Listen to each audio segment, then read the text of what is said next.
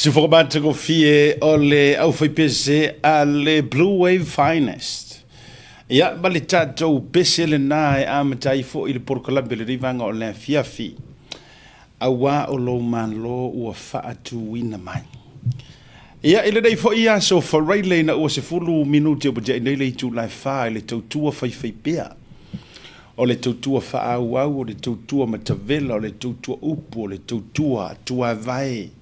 Dua lima lau Porkalame. O le ala hata whaasala lau o le Blue Wave TV ma le Porkalame o le tauta iai. Si ufonga o le tamaita ia hana wa ai Schmidt whapea foi. Ia producers. O se sila la oi i whaiva iau ke whaia kua i kālengi au kamai. E lenga o le producinga la o le tauta iai. Sports tala noa. Whapea foi la le Breaking Waves. E lena o le editinga ma le cut ma le tufatasinga o videos mata.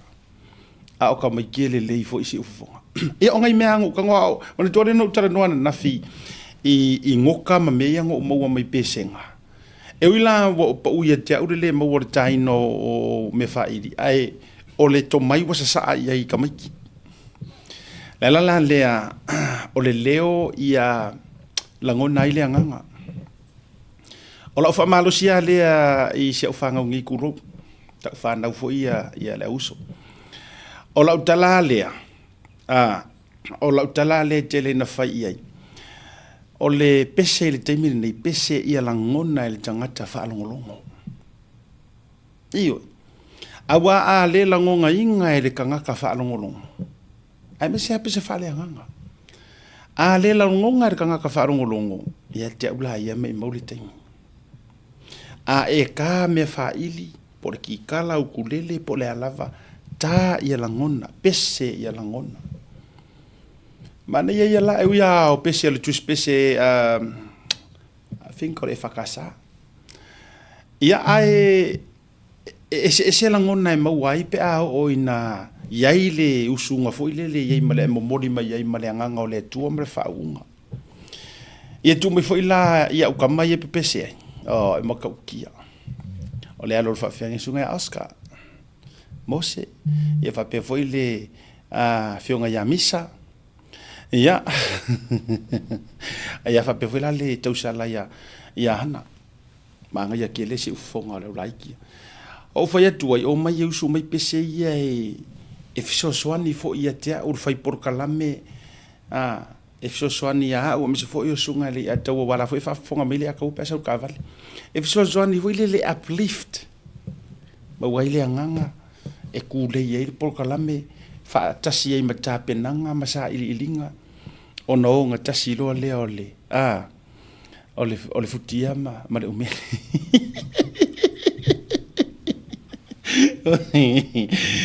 mana tulelei le fo wa makanga ai vo po fese me o pakai lau pas ane vo wa maka onga na fa fano na fa fango ye yo di ya wa tasi le uso wo wa yetunga wa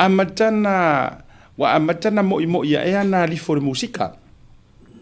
ole ala o te no lava mata fio fo tuanga o te fia o televidia ye avisi fo kuanga so fa longo I pese ia pe ole ale la ngona moni o te la ngona I pese se uso ya wala nga ese la ngonga ma wo meia e for time e te fa longo tunga I pese o kia e yere kai me ke fa longo kunga fali e yere kai me ke fa longo kunga wa fiesiva fiesiva e kai me ke fa rongo kunga wa e pi ke fia fai fe wa isi pese ngale e la ngona I malo fia tu I lunga e te alu e fai fe au fale wa ngofo ma fa lolo ma fa ai nga nga pa o ma pese te alu wa fia tu lunga te ngai yoi o la ngona ia e mori mai fa tunga ia fa pe fo o lo waso sale lei ai e fa longo lo pese pi ko e kongi mai lo wikangi e ese uma ai walu tus pa ia walanga wa tanga tai fia ia fionga le tua ia ise kanga kamaka ukia langa musika la ka ukala I kus pa ia sei kango sei tango se si sa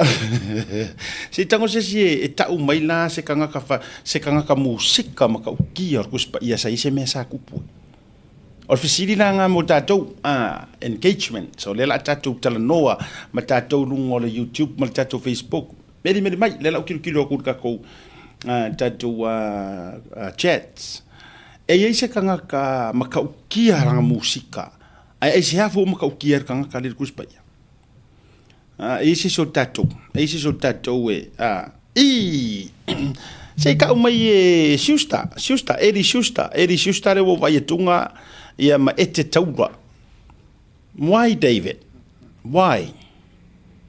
sei ka unga mai why David tavita le wa mai kanga ka vika sei mai nga se mafua anga le boto tele ala au ka vika I wa ia la vasi yes e yese mafua e nga vo so sonia mana tu le wa utilo ele o mala mana tu mele e yese mafua anga e la walunga ese ai le kalengi pese ka mare mal musika ka mare se so songi mai tato e o tato tala noa fa mai I fale singa fo to lima e la ngona I fo I lo loto le nice I like that ai ka uma yesesi e sa o kavika le wo fa yeto tavita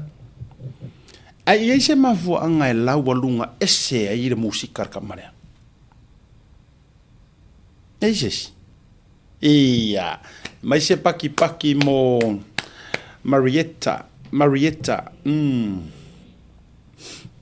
I like that ia o te fiti misipati tavita sa ave matupu ia la wo sa o kavika but la warwa kur kadile au mai kengele po tangata le Marietta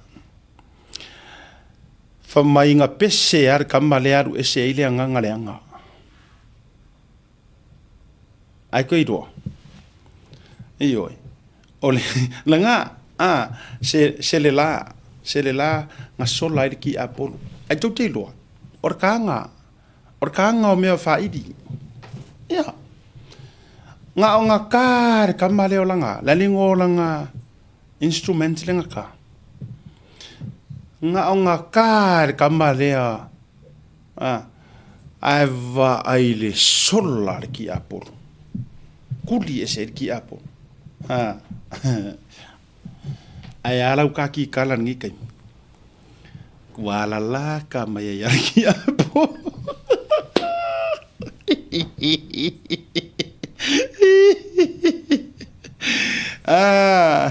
akala medi ai ala ka ki kala ke minga oi ore ingia natura yai le ai se kulingo se ki apo nga ore fa fusi mai ya ki apo Yale na, kare mi kuringi ya, kar ki kala, ole areng, mama baru eser ki apolo. That's why.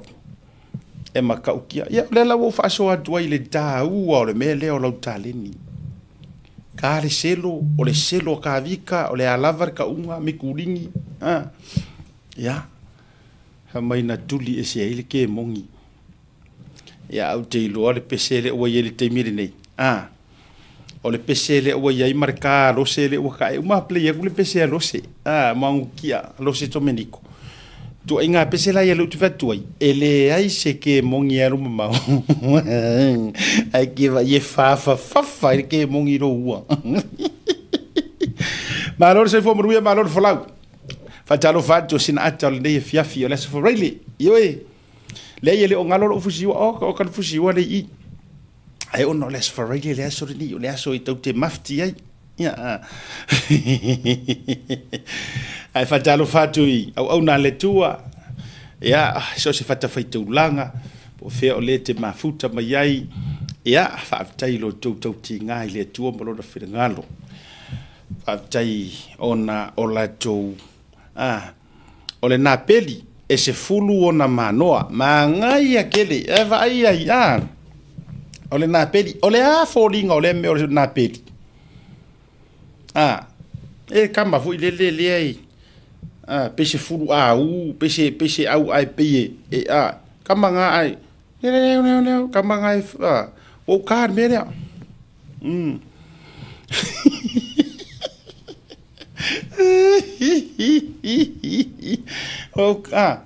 kamangai ke vaya ka ingi ala kamangai le ai e ke moe e ke ia wa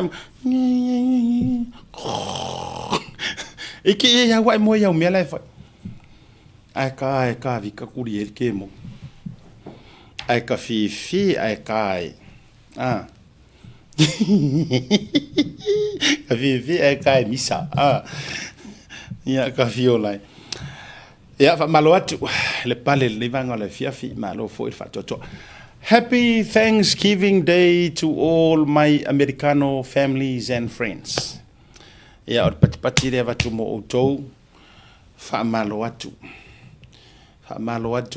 ya fa afte ya tu ole aso ngai ole aso ole fa aftai ya America Thanksgiving ole aso la ngai wa wo fa Thanksgiving so o America ola ngi teki o ainga pipi me fai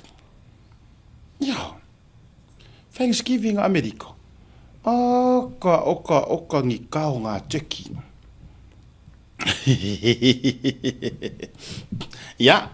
atalo fala ia mafa ftayatu fa manuyatu lo to waso fa fitai America Samoa Hawaii Guam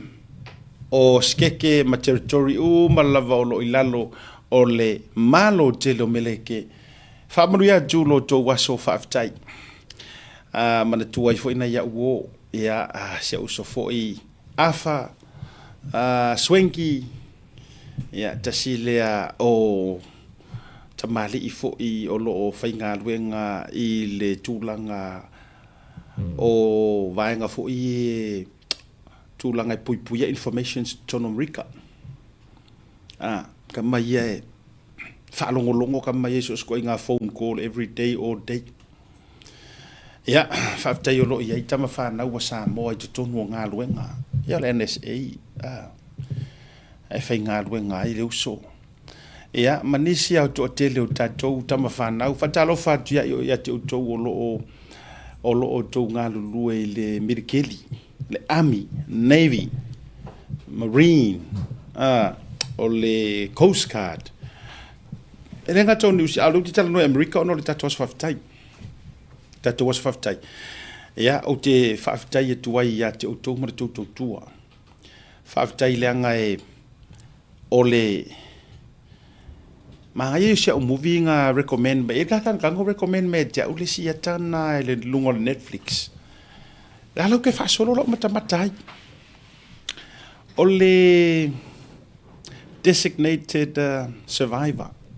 nei ngole ata ma fuso kai mi sa Netflix ala mata o telefon va vai auto ia to te mai fautuanga mana ia ma e fa pe o ko ke le o aluma talia o to fotuanga au tiro e o fotuanga manga ia e ale ska ka message mai tua mai seta manda ia le mata for isi series le lata le designated survivor. I think that's the name of the oleaka no manga ia la mata ai e alo malota lo fa fo ile e ia o ko ngai le puipuinga le defense al malo tele America. Yeah, and this goes for Australia ma Sila. O mafuanga ia le inga pe specific ka la tala lea. E mafuanga specific ka America o ngole tau o le pe ia tu ile fata o le so ne le swaftai Thanksgiving. O la faftinga la.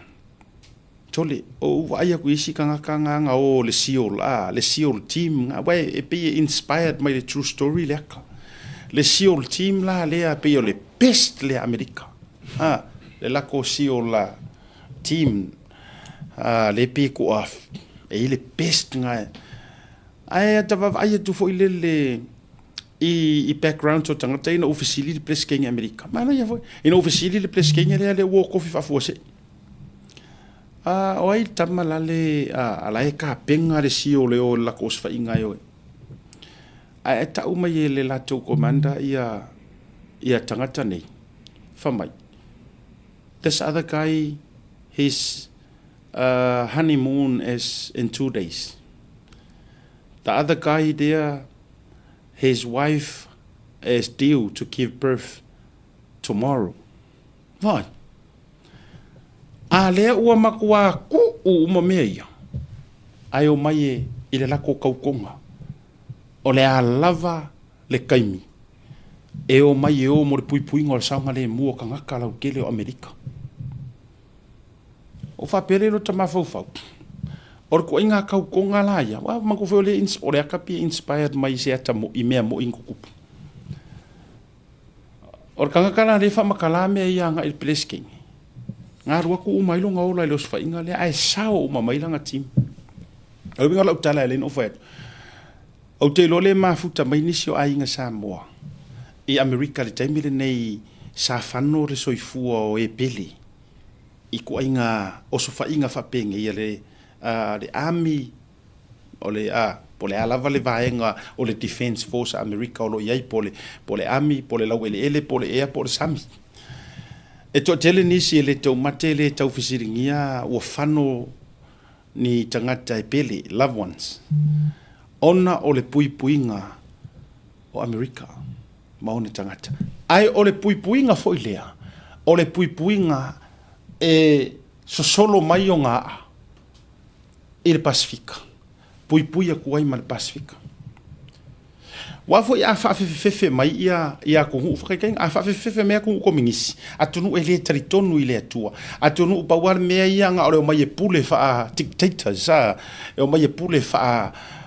fika ia le lalolangi. Manga kuala, a oso mai mea kama ia a le kali ai Amerika pe kuku malosi Amerika. Tau te sira fia Samoa, e oso mai au mai a pule a kako. Awhewar Pasifika e o tātou ia mo tamaiti tuloa ni o mamalu mani pa ia. O ngia kaulanginga kau ke kaulanginga i o sāma whai ngā. o mamalu sau kua fafa e le kai kea iai me o ko mengisi meia e oi o angi ka ko whakamangu e whakai whaakupu ka ko wadi siri mga me uma nga o paralasi mai au nguku o whanga ka avidi ka avao uma makako nga whai sa ko kupu yaso ia fesuru suru fai soro kama ainga so ere me o lai ka nga kayu ka vao vai o le winga la te tala ale kuku ai Amerika i meia ia la fo ile ale no te fai atu taita to telefoni o to e fai mako feika miri o foi le velo to feita ia Donald Trump ia po ai lava le peleskinga ma le peles ko feika ma me ala te iwa e ile skanga ka ya la Amerika le ya ko po le vesi o le ya fu Amerika le ya o le tau te no nofo o le tau te no nofo ma le history o le tatou watunu na tatou wo mai koloni ioi o le ka ko ke ngofo le ya ma le history o ka ko wakungu mua siamangi nga ka ko ngofo kolonge le ya ya siamangi ringi ya kungu kasi ya kungu ya le winga la tala ai wa alua yala ta fa soa ma o le fa fitai le sacrifice na fai o toia tama fa nau o le ta fa toua Amerika le malo tele fa malo atu le tou tua o ro koko kuria ese o akungu uie fa fefe mai Lucia North Korea Sainga wa ku fo nga yele o lo tou fa fefe o kamanga e malu ma wai mala a wiki ku zo o ko e fa tu sa vo ile o le oa o le la au kili o le la au mafala e malu wai kama ila a wiki fa malo atu tou tua ya congratulations le to tele o tono mo tono fo mau ma to green cards to tele o to o vai ku nga ile kele o kanga wa mai lunga I can see ile kele o ku fa ka ko nga wa mai lunga ya o fa pero lo kama fo sole fa mai foi ile fa nga ka ya Donald Trump me ale o kele o mo mai siki segi mo green card le se va nga approve go pepa am I right fa toi foi vai tu le kele ang ko mengi ku isika nga ka ngai wo fo i mangai fans el tato por kalame o fa fikai le akua o isi fa mai 20 years o isi fa mai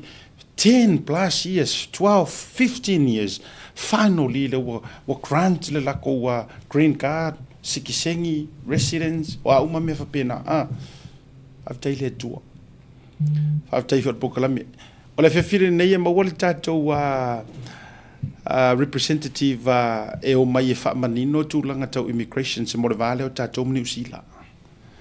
o kele umalawa ofisili o le ofisilingia winga I pepe fainga winga e winga I job offers e winga I maybe scheme al RSE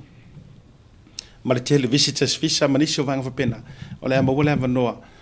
stai mi muriano le proclame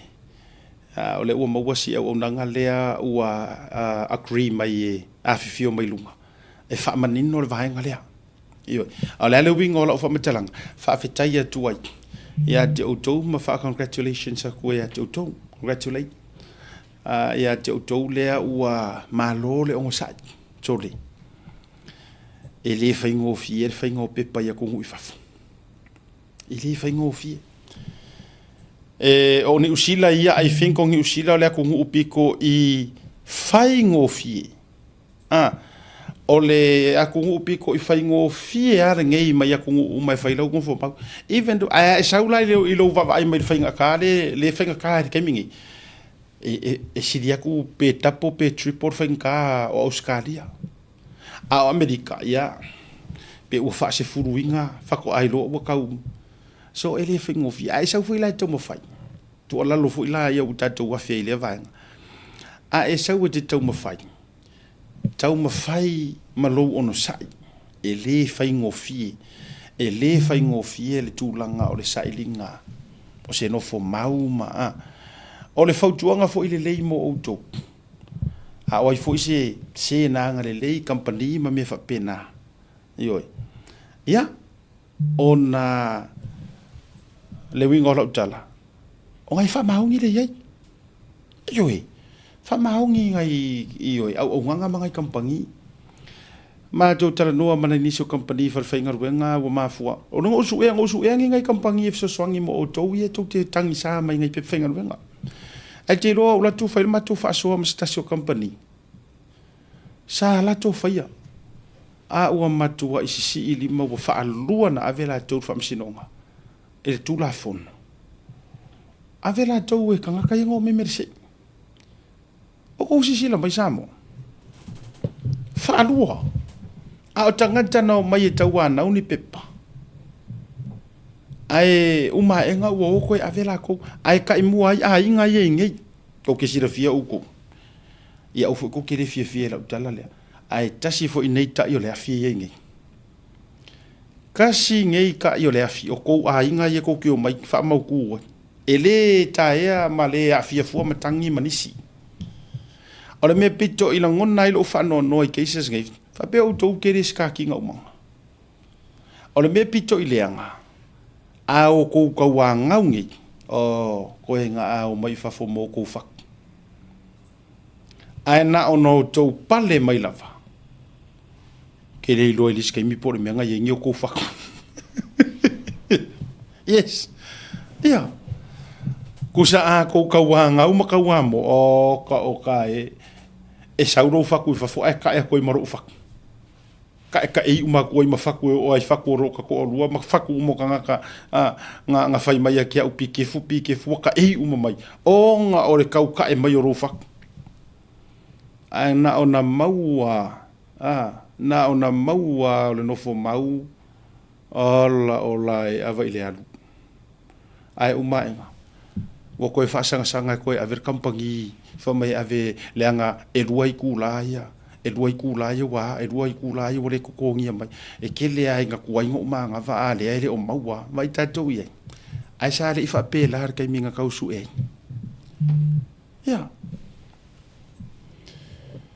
ya e fa pe na e fa foi la o nga a o ngi ta to foi ta talo ya tauru ai ini sio company e so ni ba a to no foi la si ka ku fisiringia ia le company le o ia si vainga si ola o mais tem e tu sai o le meta o pure pe mo sing so songinga now a o mangua i sitinale sa o vatu le so nafi le no vatu lo wata na nafi ma vatu ma fa mo monga o le la o ma wa uma le a o paipa o le wo uma la malama e o fo yo ainga mau so tanga va la lata o le na fiso te mai ja and I have received your email as well te lo le te mai mo mai o le foi la wo lo sua fasao lo wingo ma ro fai u ma me ye ro fale e ma se fo nei ni sila fa tu foi la utala o a list e le umia o su e se case ai mo e wo ya te uma fa mo monga and I think I kinda know you kana na paula leo la utala fa mole wala nga leo receiving ala email o lena e sau no mai ai ma e tarsanga mai ai o le wo uma na to feutanga i masi ai nga le lena ma foi no vatu ai lunga but I want to update that now o lena ma to so ta ilava ele ai le ilava se me fa pea o lo fi with so ta ia tu oe to mana o to mela to tupe and so on o lo wingo fa matalanga o tele mana o lai le melia fai mai langa o le provide mai le ainga documents malato pe mengi ai ma fiu ko vili aku wale ko mo oi madia to ilo fina ngalo ya pa mele na mai na o lau email fa ari mai lo fa na ule malie matulanga uma ono o lo tango fa mana tua mai ele fa sa le mele ele tula fono pe a fai wo uma ngai fa nga se ko pe se kangaka ma e fai se awala fo ile kau whaavalea, le ngangana le avatu, le whasaala le kula fongo, le sauor kangaka, whaasara lau oe sue oe, le ai, le whasaara mea nga, i o anga mea ko ke, whaiwhai mea ko musu le whairoa tuoto. Ai, for to set the record straight. A fu ma fu anga le ko fa fonga isa moa umalo o fiule officer vai meli yaku ma viri yaku le kongi ala wai kala fu me avero malo wingo o lau mai le tu e pi me fa penga. So ina ia mani no o to. Le fu se me ta o se tau fa le anga ma no. A lo a manga o wangi la kulo ngo ngor kau kai ai. Kali ke fongi kanga simple as that. Lenga o to mai fa pili mai ya. Ale wo umano o fan out o ngai la so ngi ko yo pisi we wo ko le lo se update la o ke so ngai nga fa ye talu wai lo pisi a to ai tangata na reach out to mai ka umai oe ka umai ai le tasi le lua le koru a o kelen kupu so la nga ko la lo o le reply back ka ku la email because it's not ele o se mata upu tau wa o mel na a faila fa fonga mai le wa fonga mai urkinga le la ulanga ngafinga o lo ngoa slang name ngai runga lo Facebook ale wo mo lo ngoa atoa ya le la uta fia mo le taimi le nei lo suafa onga o lo ya fa ko o lo fa ai fa mole le wo vatu a fa pe uma ya la o verso fo e mo tito so tai ai o nei ngalo o kanga ka fo ile so kai mai kia so le ia ele o ke le fa ko sisiku o lo ke vai ku o kanga ka o ainga ia o kanga ka ma ko ngu isa taua le ai la o te le fa sa o ina to ainga me le o le fio ai o to fa valea ko i makanga ka ma ko ngu fa valea le ai fa mo le ale wa to e vatu o le la o le a o to e tau fia tasia lo su fa ato ai o te fia tau watu wa umana ma fa soa ma stasi a inga le le te oi wa umana ma fa soa ma stasi ma sani te oi about free people confirm mai le fou me le ia la usunga nga fa mole ia le la o to evatua ia le o tau ma diele tunu le la to tau fia tasia le soa fal ostinasia le ngo ko nga ka ngafi la to tau fia tasia lona no mo i walanga le ngo ko makia ku le ngo style lai lunga ai pen of at la fato to ia si to ngolo o lo fale ia la no lana i militar sanga mai ma fa pe mai an tala o la o umana la to fiso tai ma feu tanga ai ngo ko follow up pale ai ngangi e le se mea lai ma se mea nga kupu ya na ona avatu fa pena ai ole a fa tiri tatu le tatu fa o ngon ta pule le nga se ivanga se ilonga fa iloma expose pen of at vili mai foi se tasio o fai fe au I mangele la fa fonga mai reren ola ule ta oro swafa anga ki sir fia leia vili mai sunga fa fia ngai ngai atia so le au wo fai fe au ma ke yo fai fe au me la ye lo o kamalaya ke fia ke la expose ku lu vili mai le sia wo fai fe au ma talo sanga mai siata mo mi se so ai ka mai foi kanga ka ye afia mai ma le foi hoki le pe fai nga ruenga a walu tupe ya feta la na tutong ai ka unga mai o le unga ri le o ngangoma maronko lua le o hana le au mai lunga e so enga FBI taula kasira kanga kale masalo mia I kuore e se fatu ala utala le o le mafu anga wo kau I ke ai e matua sa o le leifa mangi anga o so enga taula FBI ele o maina le tua wala ngo man tua o le o kala fe via ko ro foi le ko fingi o le mafu anga wa faisi o mia ku lavanga le ko e asia ngale ko e fai mingi kala le anga ka kale o tala le fu mono tala le fake page le. But yesterday I just happened to mention longa ngo mango ka ua ko ngafi ai ko fa sanga mai fo ko fenga mai fo yo yeah watch this le fo ko ka ua ko ngai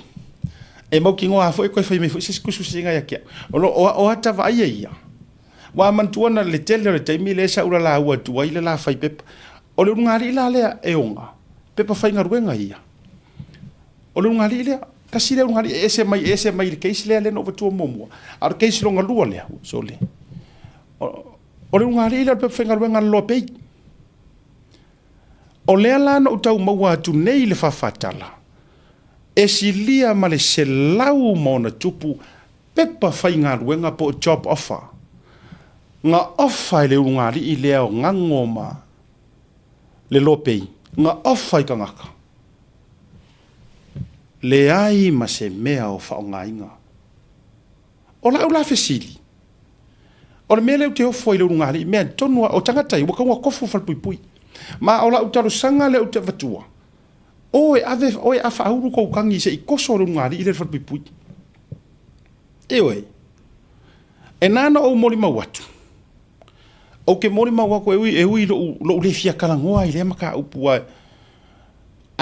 o te honest lava le fa metala ina tu ai finko ha ulis kanga ka muri lava sa matu fe ngare ngale ai mare unga li ile a o faia le la fa fa sara laulia i luma ile inga ua kukuri ese mai ma Clinton wa o fo i wale ko ngia le nga vaenga tutuli mai lo ma Clinton o mai lo mai rent i luma ile le mele le tali manao e ila le falenga e whaasanga mai luma ko le tali manao ile o Tara Istamki la ule ta ua le ngona i tamari inga ai kusai e whai lunga ngai la whainga e whai lalo isi loku e ime o loku ngai whai inga o le nano whai atu le tala lea na o ese mai oka e le whaafafa ma le whausanga o le meo le pili le kokongia nga kuri ai o avele address o siro matu o whanga le se le tali manao te rua tu le sia fiafi mo ese nga te mi konga nga o vai ko ngara upisa mai Samoa wo ese wo sola ese mai Istamaki ai olo i Samoa ai o te rua tu o ia fanga moni al tala ile tala pero la tala le faiatu o te rua tu I hand over mai fanga ya ke o ke kusi ma fia mo envelopes o fa to ane me ai fa mai tala silo matua ya te asiata fa mole wa o ena wa vai o enga le ke sa ko fa ngaruenga e ke sila fia me wa yesi unga ri ile o fa ku la wa sa mo fa mai o pilia le kuli me le pay cop kuli me wa le landlord le ai ma se me o ko ngia ala uso la sa mo le no tu fo i termina tu lo taula mo mai ai ma fatu mai le la fale foi ta o le head of store o ko man ko mai kai mi ko nga ku no le la lo pei ai o no sa mo fa ku mai ka manga le fa ngo mai nga ngo head of store o lo vinga no la utala o te o fo le fe ma le popoi fe kuri ngai ma o ese solo le meo le ko ngia o rent ai o faile scam ke le Samoa fa alu ai ngai kampangi le ile skala ngai ile skala ngai mo si le fia auto le sau le ya kia o le kasio email nga sena mai le tangata ia te le email o le pounds o le tali le immigration singa fai mai fa malulu atu ele exist le kampangi ko kongo usila and there's no contact number or any address wa vai ka ko ye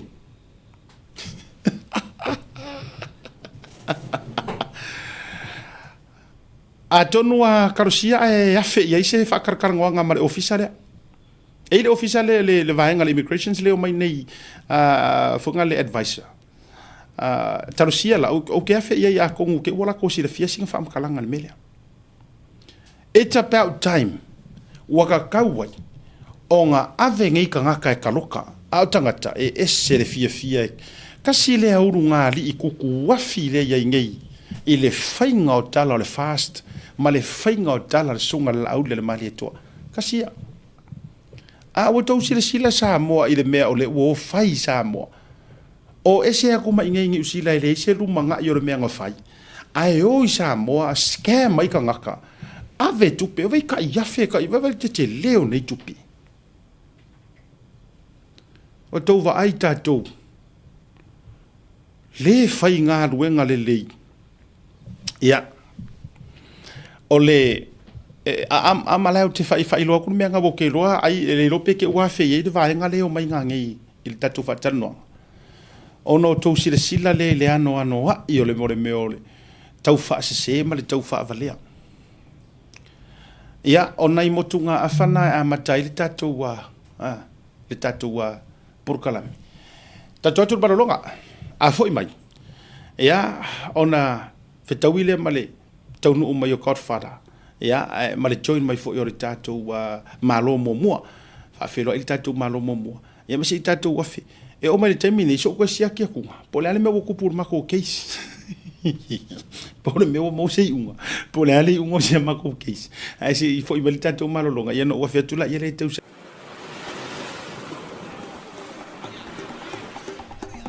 Soi fu manuia malangi ma. O lo ingo o matai a leota sinau mea tau whao. O ua lo ia Samoa I nei le mato ofisa o le WT Compensation Lawyers. Mātou te fisosoani tangata wa whaina mai ta avale, whale whenga luenga na superannuation claims. O le manulau ti o le mātou au nanga ina ia avele mātou ofisa e whai ma fisosoani I tangata uma o le Pasifika. Aisea a wai ta ua le mātou ofisa tangata o le Pasifika. A whai o se tangata e mana o mia se fisosoani, wala au mai tato ofisa nei Prispeni Australia le o fitu, tolu iwa lua wha iwa lima wha.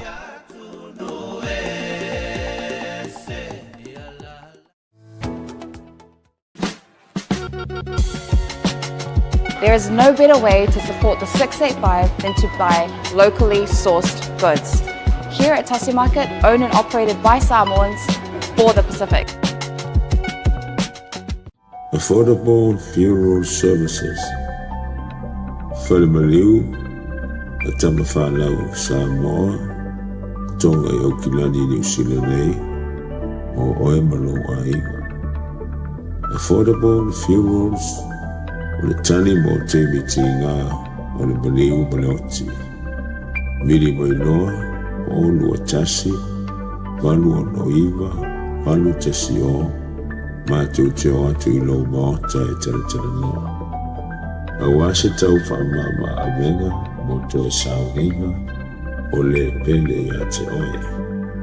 Whakisau tai noa matangi a mosa, I le mōpai o lua tasi, walu o noiva, walu tasi o. Po le Facebook, Affordable Funeral Services. O le lau mua bua, pusa maliu teu wina, I mamanu Pasifika. Whapea so seata o designs. E atangi ai lo la tau soifua matang o fie, ma le la le lei, au le lei. Afisota I loa, matangi a mosa I le olu a tasi, malu o noiva, malu tasi o. Affordable Funeral Services tautua mo oe, maainga uma I New Zealand nei.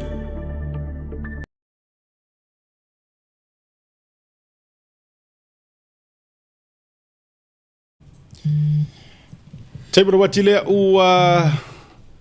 toe 20 minuti o Natalia o leitu la e lima li tautua whawa. Ta lima, ia,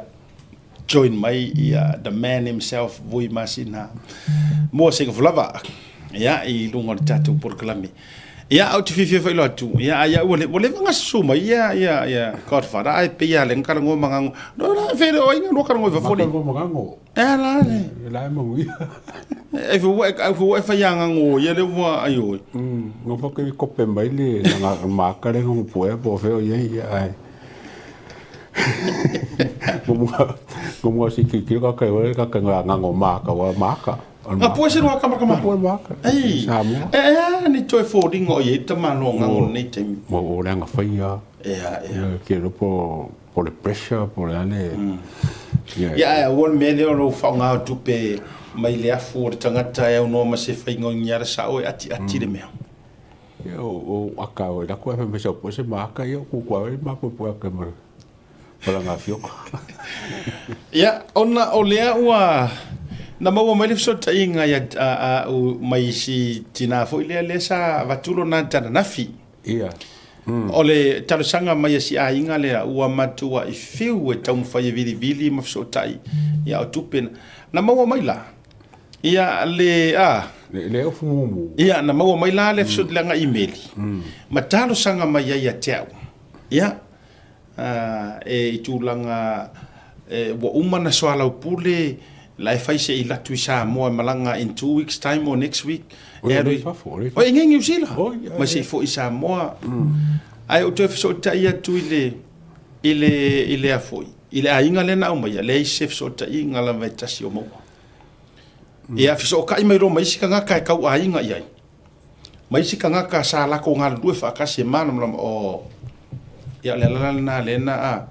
tu langa foi le fa pe mai ele ai wa fai so o melia. Ia le la mo foi la no ngo a ko. A ngai lo wa fe pick up mai. So, mas kako kala I. Ia lo o longa ngo a ko a makati. Ai fai ule a. Io.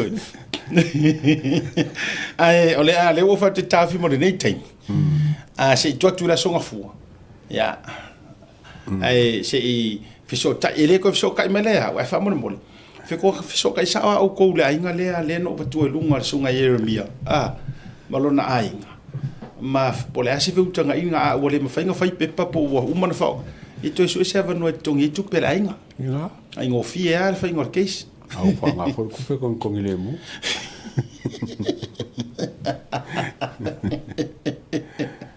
Ia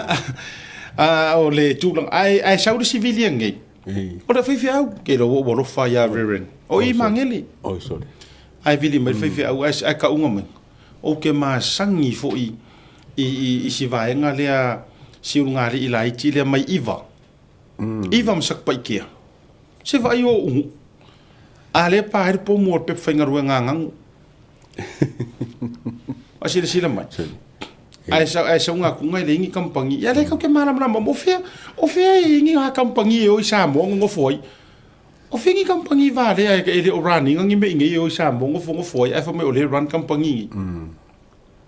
Se falanga ngope pensa ka ya pe mo ngeme. Ia ai sei fai masia ke tu a join fa fo me fo le sunga ya le fionga ya vui ia wa e maua mai ro fo join mai tatu wa fa so o le nei aso ia o le matou case Ia update. o lea ua reserve le fai unga a le fionga le tamai tai fa masino le fionga ya la toa sunga ya la toa Ia. Rosella Bali o lea ua fo ile le fa leo la na fai unga e fa to a fai loa ile aso se fulu o masina fou now te sema o le ale winga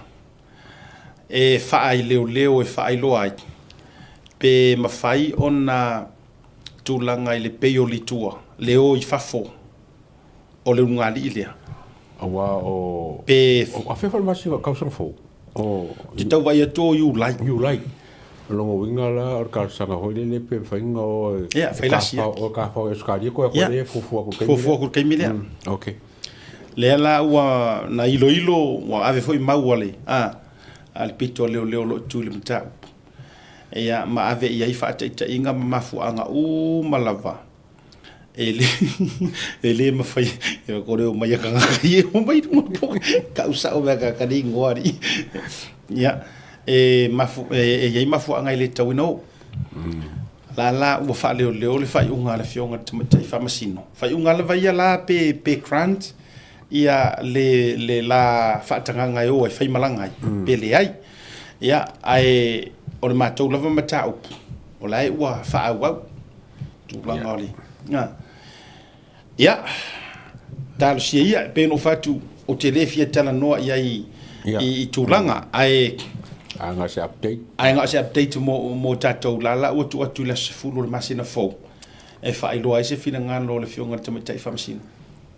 pe fa tanga e o I Australia ia ona toi fo ia toi la ia le so o le wa to fa mo le matou fa mo ia pe o le a tutusa uma ma mesa ui mai ai king fai popo sa ui mai ai pe kinga sa ui mai ai ia ki umalu sa ui mama ya to tele sa le mafaya na fio ai se vanga na wa mai a le case Saole. Ia wala ka ilo mai. Ia ka ba ku lai fai ba poka la ma solo le malo losi ia solo la fai ia la mione. Nei mas fa vai vai. Ia le na ya ole ata to le tulanga ma to fa moi moi la tu le aso se fulu o le masina fo ai tau mo mai la ia na tau mo mai ia nisi ya u Intel. Ia. E ia ile si tangi la ua fau. La fa po ia. Ia. Ia. O kero fupu e mo se. Ia wa o ese ka mo bela o ku so bisi na ese folga ka mo bueno. Ia le la wa ai le we ku singa. Yes. Le we ku singa fa mangi ngale wo. Ma wa yo. Kangi le wo. Wa ile si tangi la ua to fa ulu. Ese mai ke ula via. Ai ile tangi la ua ma fo ise so ta inga mana tangata ma la to fa ilo mai ma e atangia mai la fo wa tali e leo wa umana a fa ele so suenga mana to fo i wa pasi ma elemene e fa yo lai it's enough for le tilo leo there's a case le foi la fa popo ya mo sirfia le totel e ese mai na i kangia e ia le si kangi la lea o le tangi ale tangata lo lai tonu Samoa lai ngofo Samoa lai ngofo Samoa ai maka la pokala ioi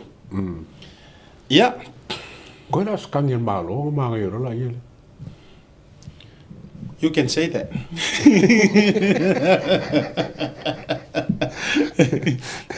ko la skangi malo ia o te fai ia o me fa pia pena fatu ia la uta o tole matou ai ona o le mate report na tuna atua e ile si ia le uma wai fo ia informations ia e ile si tangi maybe next week develop la i o le ta o le fam o le sa ile linga pat o uma na o tala noa ile ainga sui o le ainga le ona le tangi ia ma wala to fa ma ndia mai le tangi ai le ngata fo ilea o la fo o tono tanga ben o leo ya update la nan matum taupu yingi si vaenga o isi keise sa li atawa ele ingi vaenga wa ngapongo update like ia o ka ko ke la va o ka ka vanga ke lo foi ngafi to ai tau nu le malanga ya America Samoa fio nga lea malo le sa to ai tau nu malo na masio fo i le tai ona le la ia ai nga tai lea le fio nga fo of the light ma le so fio nga di par mi le sa to ai tau nu le sa na nafi ia fai fo i le feilo inga ia male malo America Samoa nga ta fo lea o le tato wa kone sula le sunga por talinga fata Brian Kayo ia male au malanga fo ia le tate vava ia tu ia le kone sula la Samoa le le tustus pe me mata ia amo America Samoa au te vava ia tu fo ia au malanga le ia le fionga par mia male e short capeneta ia la wa feilo i fia ia masui fo i o le malo America Samoa ia manaia fa moenga ia wale te tala lo ia o le mauta fono ia o tutuila mamanua ia lo koe fo i mesko ingo tulepa o va ku nga ku la ko vale ngo va ku ko ti apa o vale le la lo so si le ku le angol va ku le po lo le aur par mi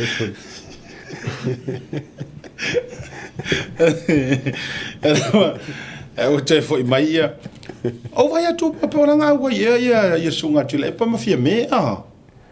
ia ngoma ia ile maliu ko ba ko ba ku la ka ia ala la pe fo ringa ba lo to tu va tu mo to teli wa tu mo Samoa ole any development le atu wa ile fora fasaina le na mo mai i wa ko me no va ku ia o Samoa ma Filipina so o kama Samoa ma le ka kai Filipina le nga ba ku le le iwa kalama ho e grand fo i o le fa la fa sai nga lenga nga fa o fa la nga ba ke ma me ke ma ai a wo le von fa ngi me ai a Amana tu mai le ya tawa ata tu tara no el Filipino ya tu lo la sir fi America Samoa e le ke ding Filipino ya ka ko a tutuila e te le ko le am Filipino tu el su I matanga to pena e fo ya tatou le le auto va tu el Filipino matulanga ya le la uta tu vai tu sore e mo ka ki Filipino nge ye involve I fora fa sa ngari sorry ai ke mo ko le fora le street value o fora au ia pe mai afek ko ke su kasi afek ara el kalama kasi a o piu ai sai kama e mai o Colombo ne li poki veren ka fai kaua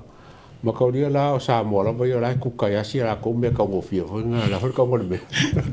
teri suka po la ku ka sa mo me nga ya a me ya ku fa fo o kamala ia le piu pa fo fo ku le ka ule se la wa fe ile iba kalama lo ko ki aki kilo le Korse rau ka la le kalama kasi. Ova. Ole tau sa ola ulau ole o te lo le tau le kalama. Kasi kalama kasi ya Samoa. Kasi kalama. Te lo le afetala, valu se le afetala. Le 0.35 for kalama le korse rau ka. Le korse rau. Lo ngas ka mai mea le ko le pepa ila. Le o mo so te inga male fionga ya vui. Pe tau mai tau atu o yo Australia o seri America li va po America le ka mal Thanksgiving ya if you fai lo atu le o mo so tainga mal fionga ya vui masina mo singa flava mai sini Australia ya ile fo ya visita tu fa soa ona o tele fo ile issue tono tatu no malo se fo mruia ma langi mama fio mai ru tatu proclame ya va pe fo no fatalo fatu ya uno sunga mo moyo na o fa pilo ya tu lo sungal te ta yo le te ya me se foi ya lo so sunga le tawa ya me se foi fa fa ngalo telo tatu tunu le nei vai nga o le aso ya ma lo so fu ma lo le langi ma fa te foi mo le ya va no tatu te tala talai ya fa lo lo tu avo yo ro ma ta u fa ya si a no o ma ta u mai tu avo mo le nei aso fa fa ngalo tatu tunu uilia e pula o no be ka ko ya fe ai pe le ai alo fatu le nga fa alo ya malo fa tai o lo lao le langi le tulanga o lo soifua ya ai tulanga fo i o le malosi o le va ya tu ya o lo la lango le fo i le malosi ato to i lo fionga malo fo i le tauatai faiva fo i ma tiuti o le atato wo lo i le fa soa o le atatou amata mai I fola au fasaina vui lea ua soso'o lava ona maua soso'o lava aso ona maua mo le fa'afetai I le fioga le tamaita'i pulisili o le tiute e maisi o le fioga le minista ona o le galuega lelei muamua kogo le pusamoa pailake pusamoa lena mai e maua I tasi o pusamoa o le fo'i la ua va'ava'i atu o lea e tau faitala te lanoa mai le totele e o ai ainga o le tama lea sa ave taavale lea e lea mai ele me lea lena mauai lea I lana pusa moa le nga mai e tau songa ma le si tangata lea e whaafoea le K9 lea e whaia le mai le sosongi po le tai whau sosongi a lea tangia mai e le I fru le tai whau le me lea ai na fato a maua I le x-ray fo ile le na vatu e so soani ai fo I mo tai mo taringa malo te tele Samoa ia ala o fionga vui wo le vanga leo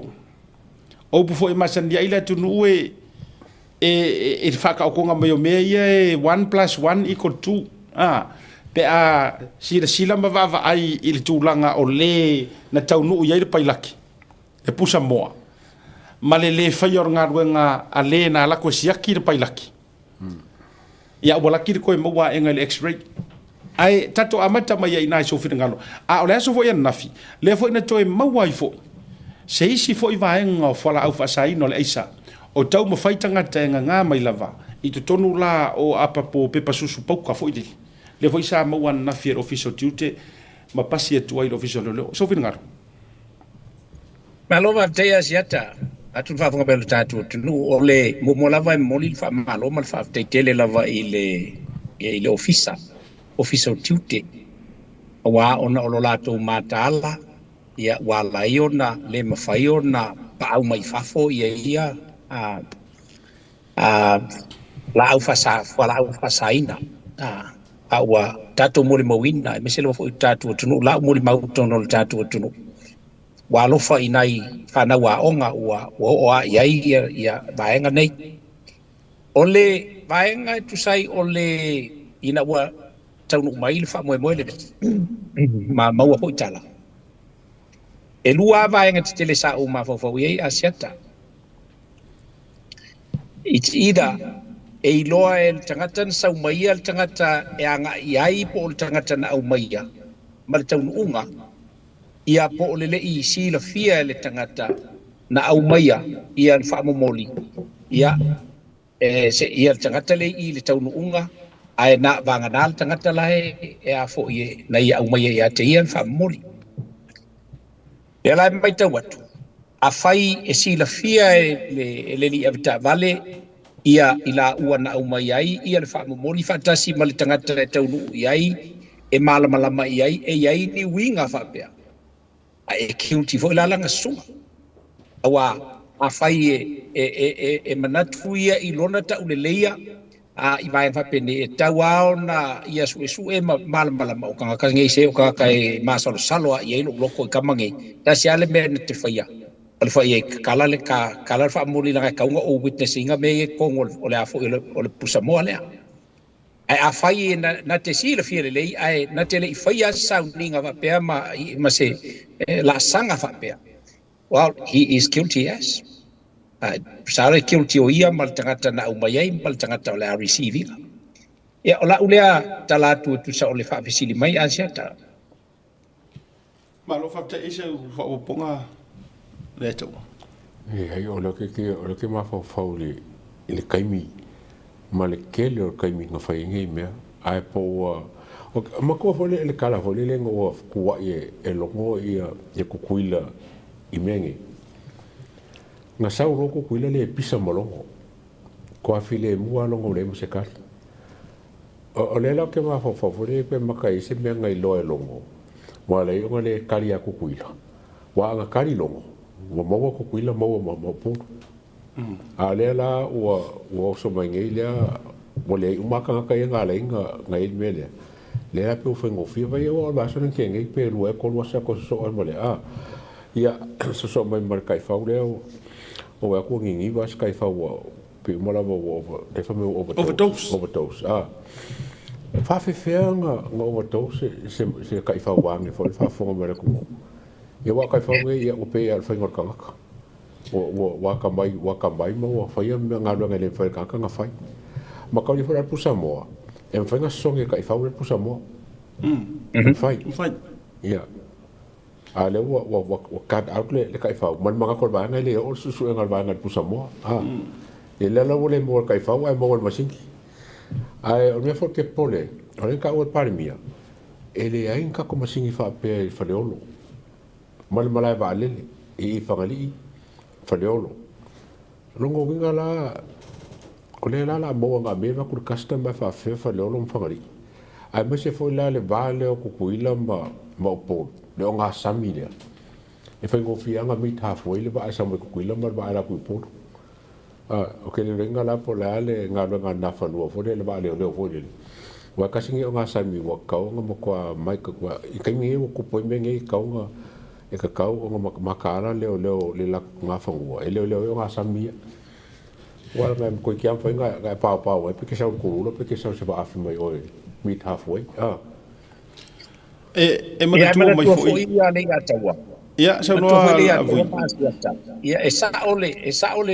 le a foi le fionga le pa le mia a si la foi o fale olo ma fangali o lo iai lava te fau o te mia ke kaungua ke mai a wa ku kai fau e fa sa valia tua e ali malo o le for customs Ai lona lua o lo iai ia masingi fo i o scanners ia e ave ako kanga kai ko wa sape ke sawe kosko maila wa ko ngala wa ko kosko a e mau ai ko kamale o ila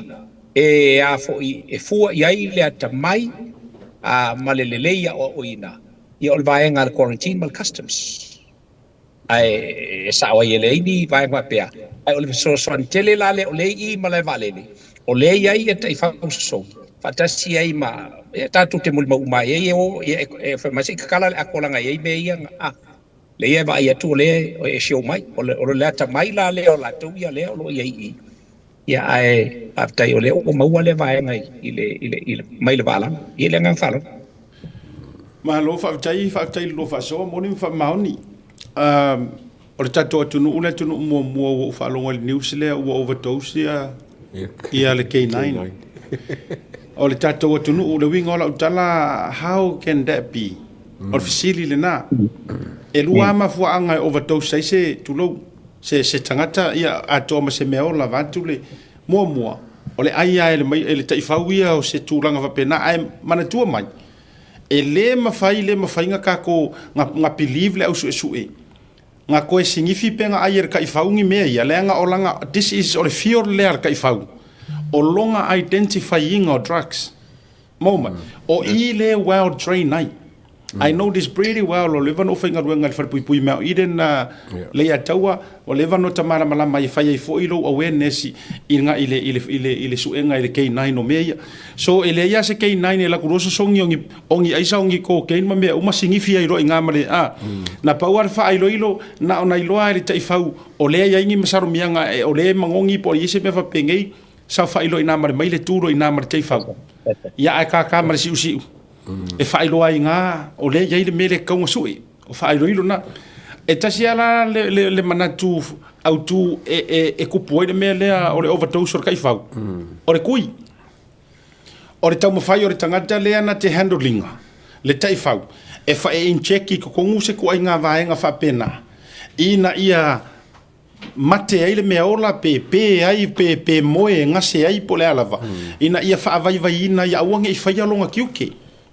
Mana tua mai fo I la le polingo o kaifau lea. O le officer. It's le law enforcement le enforcer le taifau. E molia ai fo I la kangaka. Manga kuala. O so stangata e tau mawhai whaao o se manu o I taifau nei mawhaingi me whapengei. E le ku hau ngoinga kangaka ngai. So e te tau fo I la I na mata upu le. O na matua sue. Po le a lava le ma po ai tonu a o na whawhewhea o na whaatupu le vaenga lea. Ua overdose ai whapengei le kaifau. Po infola o mix mo vai. Ia po o ko inga me whapenga. Po infola o mix mo me ai le. Asiata ma le ataua. Now ua kelela le lupu on maka upu lea. Because o le tangaka e fesilingia I o le handler. Yes.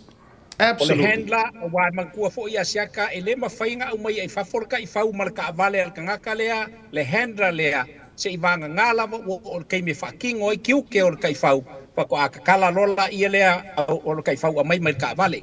Now, ia kia ulawa ia,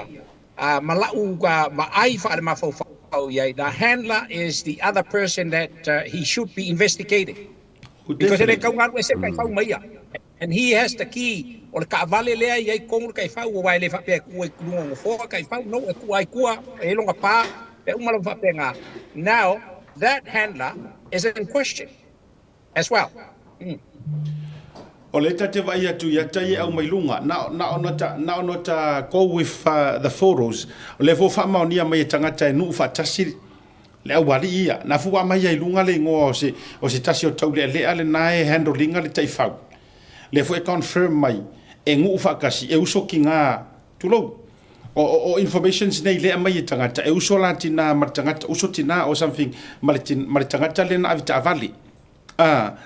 le ngā e uso la tina le informations le na le mai le winga la le na fatu la titala ku whakasi ma whaupopo whatasi me e tutupu e sa o le leia manatua o le taifau fo ile nei o le K9 e la vea I lunga o detective ranking. e mawalunga aku le ran kulo wa langa ata to fa nganga sa mo e pi fa tara suais ai mawalunga aku le ran ko kai fa le isi le kele o isi le kulo wa le ngai la ve lunga ile au su e mana tua e fai ai mo dianga peisi lunga o su ngar kai fa le. That's right. E la vea la le kei nai ni lunga o kama maku kua le fa ngai su enga le ala foi la le na a la vea pe a fia pe ka mo faise se kulo e fa maker kai fa e lo kai fa pui pe fa maungia so ia dia ula o le fa mai tel tato fa soa o me taua a la fa fonga mai foi de malo e mala le foi ia fa tinoino o tiut to foi la le tala le mata upulea a faila e fa maungia kulo ele o kau kuri a pupo ai wanga sala lang o le kau ki fa soa e so ani ai ta oto ai o i matanga ruenga leo lenga o le wa tangia mai e fōringa mai o le fato a manu mai lunga. Ia kua kongu o fa ailo ilo sa ngā longo lenga fai. Yeah. Kuso ke la longa anga ka ngā ka ukukuila. Ai va arongo kuroa ia longo ua makua sa mala mai kukuila. Le anga ele mama ia kukuila ka unga o la koule sa ure melea. Ona ngangalo ala ia waile koe foi mea koe fai sang whamkalanga ni melea. E justify ei lana sa unuanga sa fai. Uyo lea. Lea la ua manu mai mea i lunga. E sa oi la lau sau noanga. Oi kongu la lea wailanga i le so ngā rifo se kanga kai kukuila. E le so ngā rifo kuungi mea ia heo ngoa mare mana malama kanga kare la piki e ngai. E le so ngā ia te au. Vui male a taua male tātou whaafunga maua le atunu. Ta ki person ngā kei loa le intao lo le mea lea. O le avka vale. O le ave ta vale. Awa al fasiri la a fainga nga mai se si kukuila kongo nga pusa moa e ngoa moronga iloa. O ai la le angeru le la sa piki. Fak o ai la le angeru e kami ya se si randomly ya fe ku lo fale fa koi sorry. Se ka kala me ha pusa moa nga ila o me nga me konga. Ele kai happen le nga ko nga me. So the person that holds a key information in the mea umangi or the driver, he knows something. Lainga ke mala malele o ai for kanga fa so ka ia ngai va ila ka pusa mo le e kasi le la fa ki me lo pailaki or kanga ka fo nga ngai ka e ka nga ka o the driver or kanga ka fo ngai e ma wai de so ka ngor me akwa le ya so kanga ka ka kuila male officer custom le siakia me wam saro kan kala banga le siakia me ka nyu ia mala ka ba ole se vai ngai ele lei tele me tupu mo vai pe asiata ma le atawa a faila wa e que silvia foi o sa mo kuila sa ngai class as international it's an international longa winga e ka kau foi la o nga makala Amerika Samoa la ko ia ka kau o nga ia ingia la ko masingi e pe o masingi le fa nga ka ko pe a wa ko ka ko ka nga ngai e pe o masingi la mala valele wa ka nga ko suia la ko ako me uma lava me fa ile mala valele le fa la le wafu pe a fa le o kulanga nga o ye wa sa ka nga maua a fa fa ke le international la site le o fo inga e kaulanga ye se masingi e pe o masingi fa nga mala valele e true mai ako ka ngaka ai mai se o ka me o fa pe i hulanga ia salo o se vai nga sili nga le lei maka ua avea o se fangu ia i le vao malo la o i kuila ka ko kai o ka ko ngu ia ma le top ranking o le fainga malo samo ia inga ia kala ngoi fo wa kawanga le ngale lokia e ma fisiringia e fo le media Amerika Samoa hulanga pe o ngai vai nga ni nga felo leo nga ngai se si vai kai si la ia le nga falo o le si la mata upu fesili o le si fesili tua o mata upu le how many times nga kupu ngi mea wala nga o le o fa manino mai o tangata le sa avita va le sa fa ma avita va le minister o lo ye temine o le avita va le la fo ile sa avita va le temi o pale mai le sui pale mi el mitanga wenga le o le fisili la le fisili fa afia nga faile me lea masao aku. Now, o le si e le ata tangata ki lopo pese ata na mai e lunga le ata po. Fatu o leo ke vai aku ya ka kama le av ka vale. Ni no le fa pe o tato o fa soa. Na fi awangi le fie forces. A lo wingo tala, o tu vai ati na ta ye post mai lunga social media ma mai tangata. So leo le mo ka ngo ka vale ferua il ka. Ai le kasi ho. O le matuata wa ta vale le tate vai tunga le o i fweri ka vale lau waka ngase o kongo vaku ile ya ia Oscar tu i fwilunga. Ele nana te whaiatu. So le, ele ngi ka mai ka avale e whiwa i tagata. Ai a whai o le ngare Paulo ngā ruenga wau te loe Paulo le main income lai e te tauna iai. Legally pe awa pe tau te whaonganga le whaupunga le. O i o le avita avale ale mingiska. Ia, au te le lopo le ale tu ai ngā salary po le tutongi o nei avita avale. Rusuli mafe kausanga. Ia po le rusuli mafe le tausanga ma ai ata ai atula i ka vale ia le au mai ngai yakai soli ele fa mai ka vale ia au mai o ka vale ali ka e hipisingi si mau ku ri le ya tawa ma ia wa pe o ngo mai le kare ia ama ko foi le fenga mo le kingo ku pelong kingo e fe ko se la vivo ko ila ta vale ia la ka vale so e fe roi la ka vale malo e fe roi mo ku pe ke le fa tasi e vaenga ia sa no mai vu e a fo e faali e le mata alia ma le mata ala o detective sa kako e kulanga pe nga e fai ngofia o vaenga va pe fai ngofia nga follow e kama makua New Zealand ma Australia e follow e kilo e kangaka malanga ngaluenga o fakingo ai ko e kilo i mea o ia umia o i e a makalo lea nga follow ya le foi pe nga e ka ua sia ka olesa e mawai ia le afe mo kupu i a keia a o lai fa kingo nga luenga ka vale ile mixka o sa ole asia le na tonu lava o lea tangia mai ai filofilo se tasi o company o kalaputa valley ia ole a lea afia pe ono fatu e le falau te le fua anga i le tilo le kalaputa vale le anga ole ata oto su nga leo va anga lea ai paulo va anga tate vai tunga ya tale au mai tangata e o ta vale ia e mai ia ta folinga mai ta vale le uso le avita vale ia o ka vale ale au mau mea ioi o ta vale anga ta vale fo ia ele sile na ai le sipinga Oscar nga vaku lunga isi ya kali le sipinga ku mai malana ya to sila mai ta vale na vatu ele sia ka ngai ya yang ole ko sipi na ete langa ngai amai lunga ia te lopo ia peito tangata nai lote amai ia tamana vaenga ai o le winga le na fatu lo tala amu yangi ka ka ka ikere o la ko kupe ma po fe o ma yengi ya le tale to si la mai rap ka wala le ya I don't know po sang ka vale po se ka vale fa nga mai ai tu langa po le la vai ai si la tu nga ta vale o le feo ai ka ngi ya ai fa ilanga le ka vale ar ma ro le nga ruenga ia amu ia foi la ka ika pe fa peke o esi ale levanga feo nga ka vale i minska ke o fo le masalomia minska ole ka vale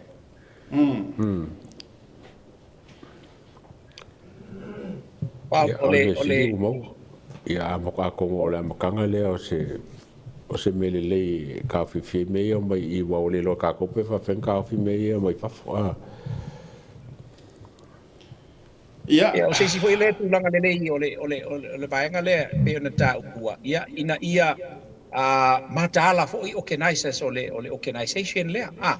leanga ole ua langa ai malingo sia la to foi fala tonga ia wa lo foi ole kala foi le tu o sio tau so ale masalo ia te tau la o na tilo la to ma le ata mai ia I vaenga nei ina ia make sure e lau ke ka pa ia le avo ia le vaenga le customs border patrol ia o aku ma le K9 nga ia search ia la ko ka vale nga ia ua ia loa ai o lai loa abiding uma kanga kai le ku sai mal ku la fongo ka ko e nga fifia foi le o ako nga fifia foi le malo ia lango ia la ko fa moi ia ile anga inga iluma ma o se awala le lei o lai e fa ko singa ko kanga kai ko ngole ngu inga ia mawai sanga mawai ku pe lei mo ka ko ia afai o fa fonga mai ele o ku ia la ko but then kalwai o nga wa mention ai le ngo la ko foi fa la ko ngale lei. Well, this is time. Anga kai minge call a meeting ale afo ele executive. Hey, let's sit down and talk about this. Inga ia make sure afo accountable ka ko I me fa penge ia transparent for ka ko fa la ko. Mo le anga inga iluma le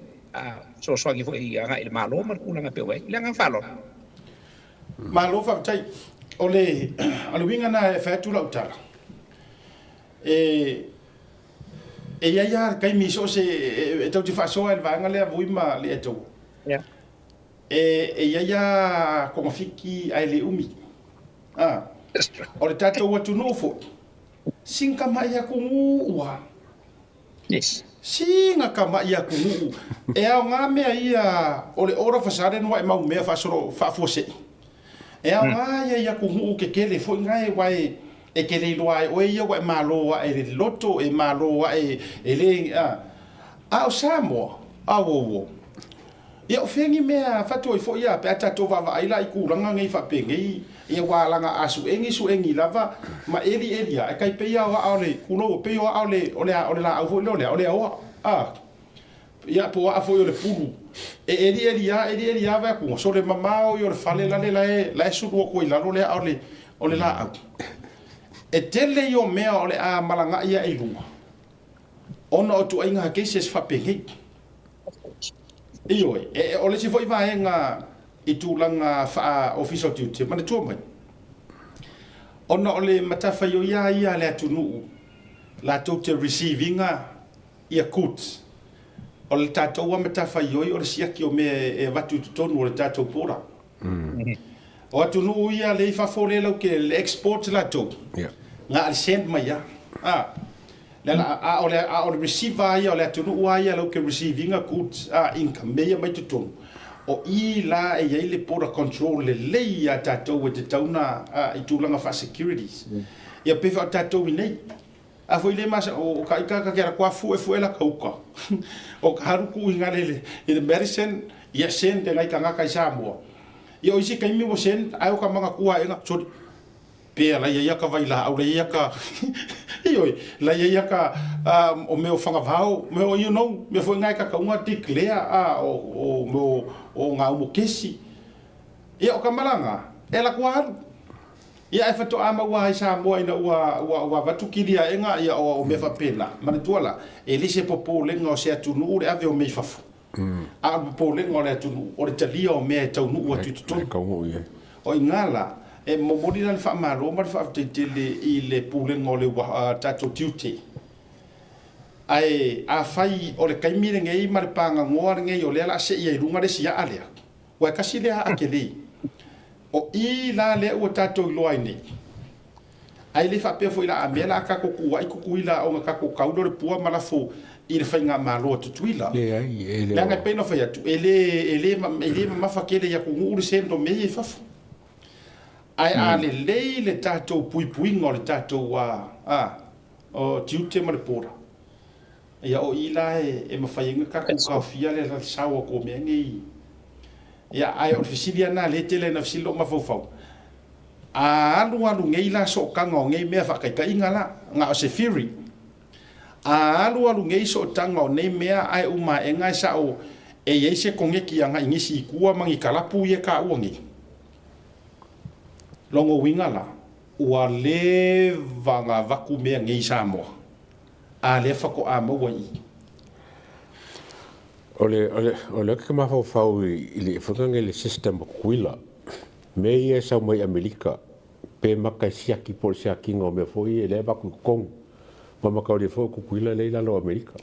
por me sa nga pa me le ba ku ma lo fa fo wala nga le la ko system le pa la fa sa mai wa a fa pe ole fo ka la treat ku kuila fo le pe la pe ka sa ya boy por me ka ko fo yo Amerika nga le ko le ske ke o le ske a consider foi la kukuila e me la bala nga le mai o e le kele se kiu ke kele makiri anga o mea o le makwale anga nga le anga ngi ke makauria foi le lipoki le nga ka ua asiaka o Colombia ka tau le mafu anga mengi le sa wori ke le fola ngi Mexico e ai le e kampangi Amerika ka o Sinaloa ka tau ne ka ki fai ka oi Sinaloa ka tau o la koulanga le aku kaka fa ka mai mea le saula Pasifika sa ngusina sa Australia alu kukuila ua fa nga fo isu nga New Zealand le na te fai tau i New Zealand tau ua fa nga mai e tulo e malo te tele Colombia Mexico wa South America ua fa nga mai le au nga ia le tu Pasifika e koe fa sa i New Zealand Australia ona e fodinga mai wa master kangaka e kaule ise so enga kilo ka ko ia mai Samoa ma Pasifika e kaule strict tel so enga ka ko o ku langa foi o masangi o mai o muru au vai vela ka ko pe ka mai ngai ile na ti sira fia vui ata no mai nei ile customer ma to New Zealand me ro ye ia o ngai para langi o ngai ingi o ngai senga la ia ia e kere yo o mai marau kura marau pusare fa pai eni palu sami just palu sami and taro kusa wa already familiar eu ai se wa ilo e kama ia ngara kasiara la fong se fa alia ale ngo yo isi mele ilo ia ngar kilo stem o le winga la ta o le ala o mai kaure le e kama sa o ia le fa ia trucks o le ku ai nga va la kar nga o le fai ngo fio le o mai al Pasifika ia New Zealand Australia le ala ya la yo na fa ta milo mai tu la ngo la tu wa fa la au fa sainga fa kami Pasifika inga ia ko o le findings nga le sa le Radio New Zealand nga le la il taya lo no winga e te le se a fianga o le tatu wa tu nu le la fier melia ai aku wa ku fo ila Samoa e makua i fai ai la piki e o tangata ia fai ngā ruenga i tutonu. Makua ke le a la se whaare ko ure e. Ole vaenga le ua. Mea wa fai le ai. Ia ole wala fai ngofila le sao ko le ai se kukuila msamo. Ele koe kiuke kuila se me kasia sa umel malo keli. Ia le ngala. It's the same law applied to the states. Yeah, if I pay nga fuila yung territory. Yeah, walay lo umang may o lele mal valele if I pay so valele nga kule as se ila wange ya. Yeah, labo. Ile fa pay nga la ya kulang ape nga kuila. Ako ifo ile fa vai mai ya lango na disi fo ile ya me se fo ole komisina wa malolo nei e va pe o tutuila ya o e a fo ile sa awala mai but then ele se vanga wa ye se fa ma winga o nga ma ole vai ngale pe ka ko kalango ya ma kulanga ya wa manga o mia la vai so se makanga luenga ai mai se la vai makanga luenga ngi lua ole customs male makanga luenga o leo ua mga umia o nga ku ia wha mua le mea lea o le wha maongi.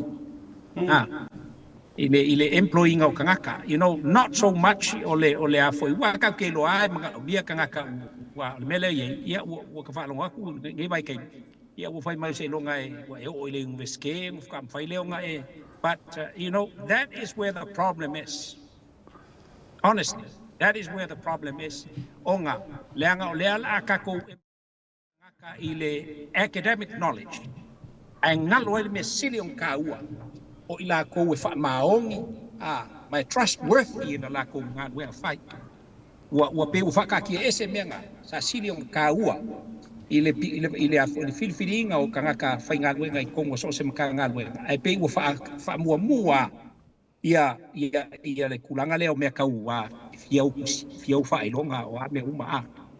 Yeah, la kala nga va ku fai so o ta hell with that. nei sa nga fa ilonga nga ai wa ku o le makua fum fai le ku you know but ole ia kakaua o nga ia fa maongi fe mai el fa maongi o kanga kai o anga I me fa u kalavou me fa penga ai le anga sa uma ki keli ai fa mai ele kanga kai ma sang ele alu the community ele fi vai anga penga. So this is where the problem is, and I think it's time for our new government to start putting a good process o me fa penga ia ai mai sila fo I kampangi ma fo ma bisingisi I vai anga penga le anga afe mafe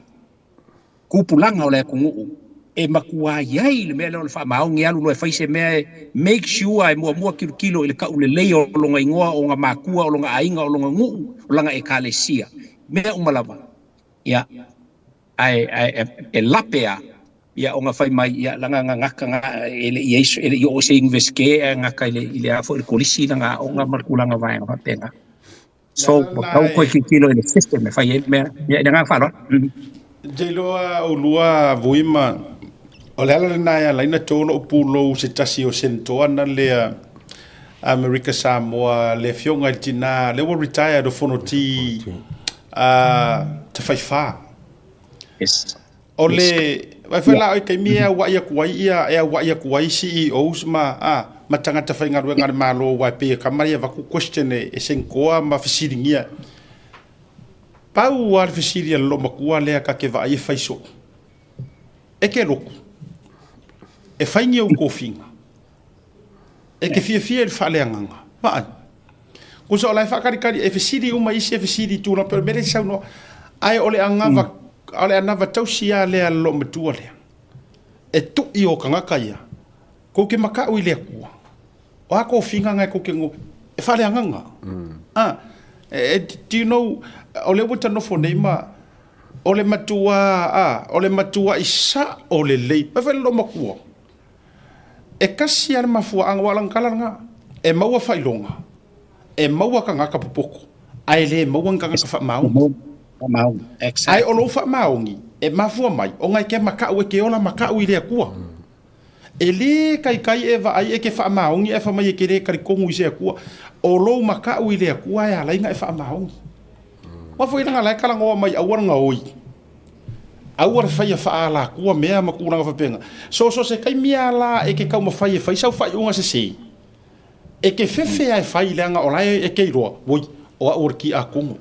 o awar e pikopo o awar fai fe au o awar e ha mai e ia yo kofi e makanga le melia e le nga korva inga kanga ka al sir fanga le kua mai o ila le wo tai loi nei so le wa o pisa ala fisidia siro makua fai so pulo le fionga le ia fonoti te fai fa au fata alo pa ku fonti iyo ia ole winga fo ilanga pe ia wa ka fo inga fai hingi ku ainga pa to o vaenga ngia ka ku lenga a fai fa vai le ia sa mo ile tua e fa vai le ko sa mo ka fo ilanga ra vai ku kongo me o requirement le kulanga o whaonga ala ku mau wai kasire mea e kaunga la vea iwi siringei o whaonga o I lau e kalesia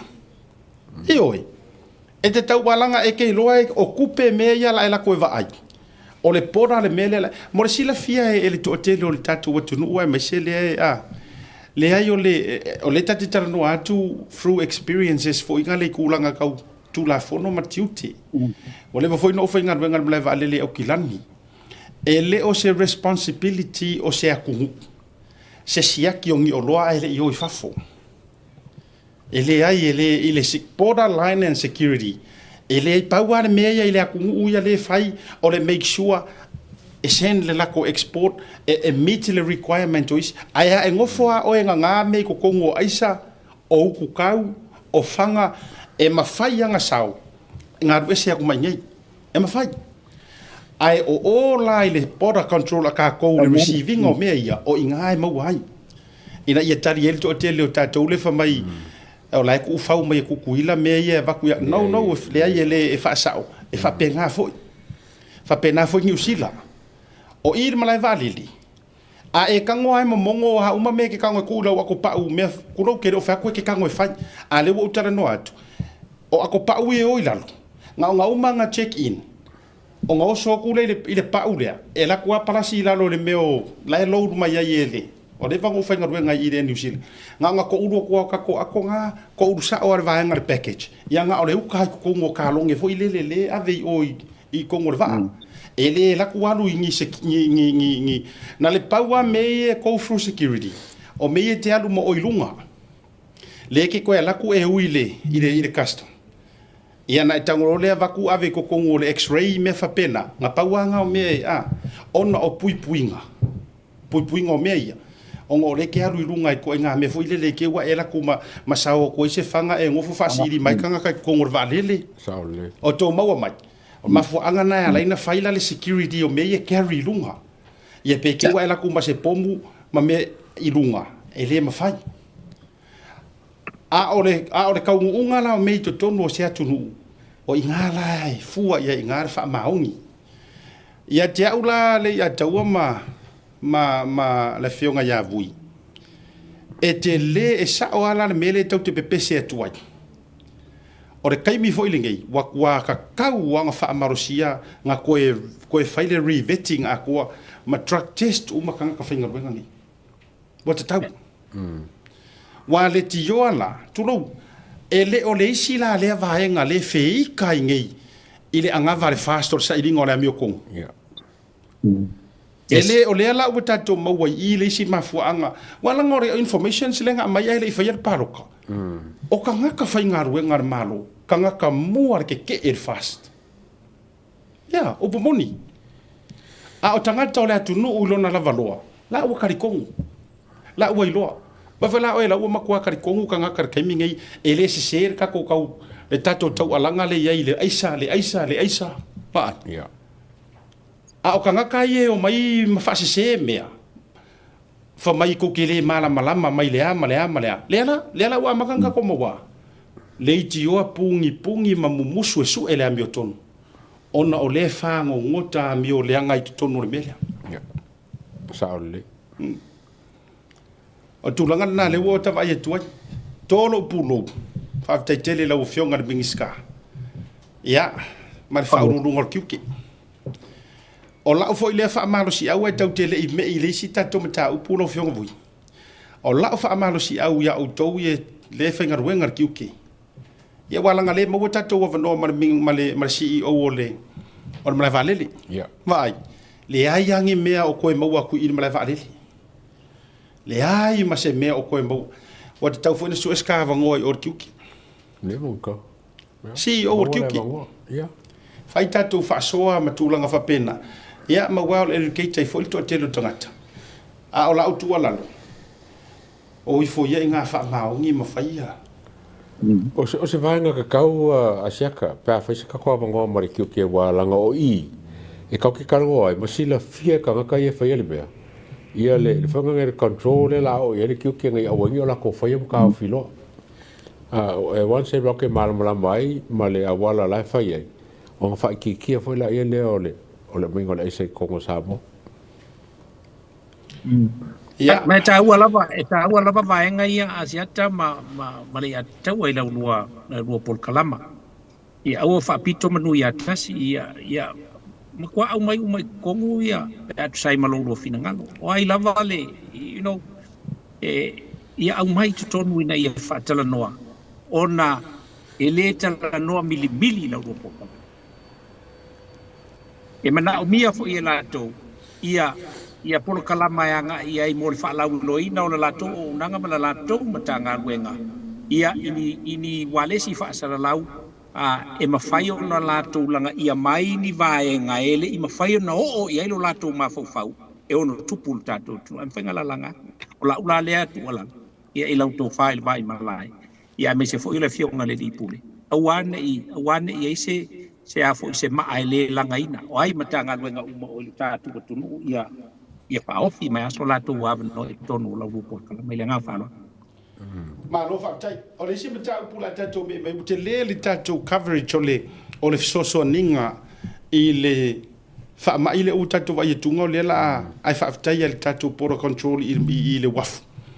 ya wa fo ile mata tu no vanga le ai so fir ngalo le o mai tau watu Ona ato e fo ia sa fatatasi la topa election.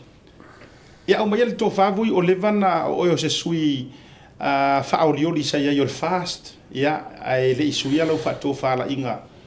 alofa tu langa na leina ele tamoe. But I lau fa to fa la inga ngai cases mar tu langa wa tupu mai ai le fio ngai le tamai tai minister a o le fo wa to ya fia ma fa ma ni lava sa fa to sina fo ile na tang la so fina ngalo lo tele sa pula e lua vai nga tele ale sa o talanoa I tonu le matou wa vo ile fa le tu ya masania I tatou ainga e au fiai ma ka peneta. O le vaenga mua lava sa o fa ailo iai o le tūlanga lea I mene o afo o mata upu tau le palota. Ele te tau ana toe maua se avanoa se tangata vo ele le tamo e sao ai le whaamasinonga leanga ele o nei mata upu tau le whaamasinonga. O mata upu e afo mai ona o le whainga palota ua uma o na filifili ma filifilia le komesina o le whainga palota la lwili na ilo te tonunga na la iona tau le komesina. Ona ina ia whaia lava whai unga foi lea tuma oti ala na fionga. Ele ero te tonunga a whai e o se tangi ile whaamasinonga o le tangi e whaia ele afo ele komesina o whainga palota. Ina ua mai asa na suenga. Ia I se mata upu e avatu whapea o le afo I o le mene o le palota. Ua ia si le fiai e te tauna mōlia umal to alua. Na ave leo lana mata upu, o lana tangi, a ngai I le whaamasinonga, e tango pia le whaamasinonga, ia ona ua ia mai alan suenga, ua mauti no alan suenga, e matua te le afo I le solitu la fono, le mele o le bribery, le whaatino umai la ua. Ai a whaifo I e to tasi I lana suenga, Lona winga la, e avela na molianga, whaasanga tonua, le tangata na ia solina tu la fono, vaenga na uma ia, o le vaenga ia na tala noa, matatia atu iai, ia e pule lava, ia le whainga malo. O le vaenga longa lua I le mata upule nei, e pe ona tatu tala noa iai. O le tulanga lea o le afo I o le o lo iai o le asa fo isa o avea na nafi o na nafi na o tuel meta upu nei na o tula I maia ua faia ina le keisa le fionga ia anapu ona o avatu lea o lo iai lalo le faavae ia le malusi anga oi le loia sili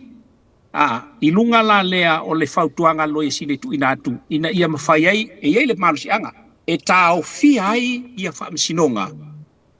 ona o le avea whaamasinonga nei o whainga palota o mea nei o petition especially e ngai I minister o kapeneta o le atu ai le ngā luenga whai ma le au nanga whaale malo o le kapeneta na alau na utala no iai ona o le lua afe ma le ono ina umai al palota lua afe ma le ono asiata ma sa whai ina ai le sui sa le fionga I le navotau ia vui sa o lango ina malosi ai pitai ina ua umane ua matu nauna watu ina ia faia le keisi langa e mafia le tūlanga o le meta upuna avatu ai ia tangata o vai moso fa palota le matu nuu ina ua le ai se palota vai moso ai o tangata ia e afo o tangata tautua I lona suafa I vai moso ale ua avaku fa avaku lola vai o le na manu malo ai le fitu palota ia ka alu le ka fai kau ia vaenga o le afo na o wilo ai e iai le vaenga o le fa vai o lai o lo ta uai o vili lo I New Zealand I le fionga ia e au semi e pati o ia le nana tula I lo case ia o lana talava mai ia e le to ia na me vui o umana ave ese le HPP o va tu ale ton ia o le la pe lo winga fa kalanga o lo iai le malosi anga le fionga I le lo ia sili na ina ua tango fia le mamta upu ma momunitalo sia fausa o le val aunga mua toe tolo lo lava I le teimi o le afa pe on fa tau el fam sinonga ai obstruct ai lo ingale le afo I le lo ia sili lo ia sili I lalo o le malosi anga o ia te ia na la lea na motu mai wale upu monia o le ua sao I kokongu sao whanga le tangata le ialu le palota I lalo le whaavai e mwhaiona I whaia se mo lianga whasanga I le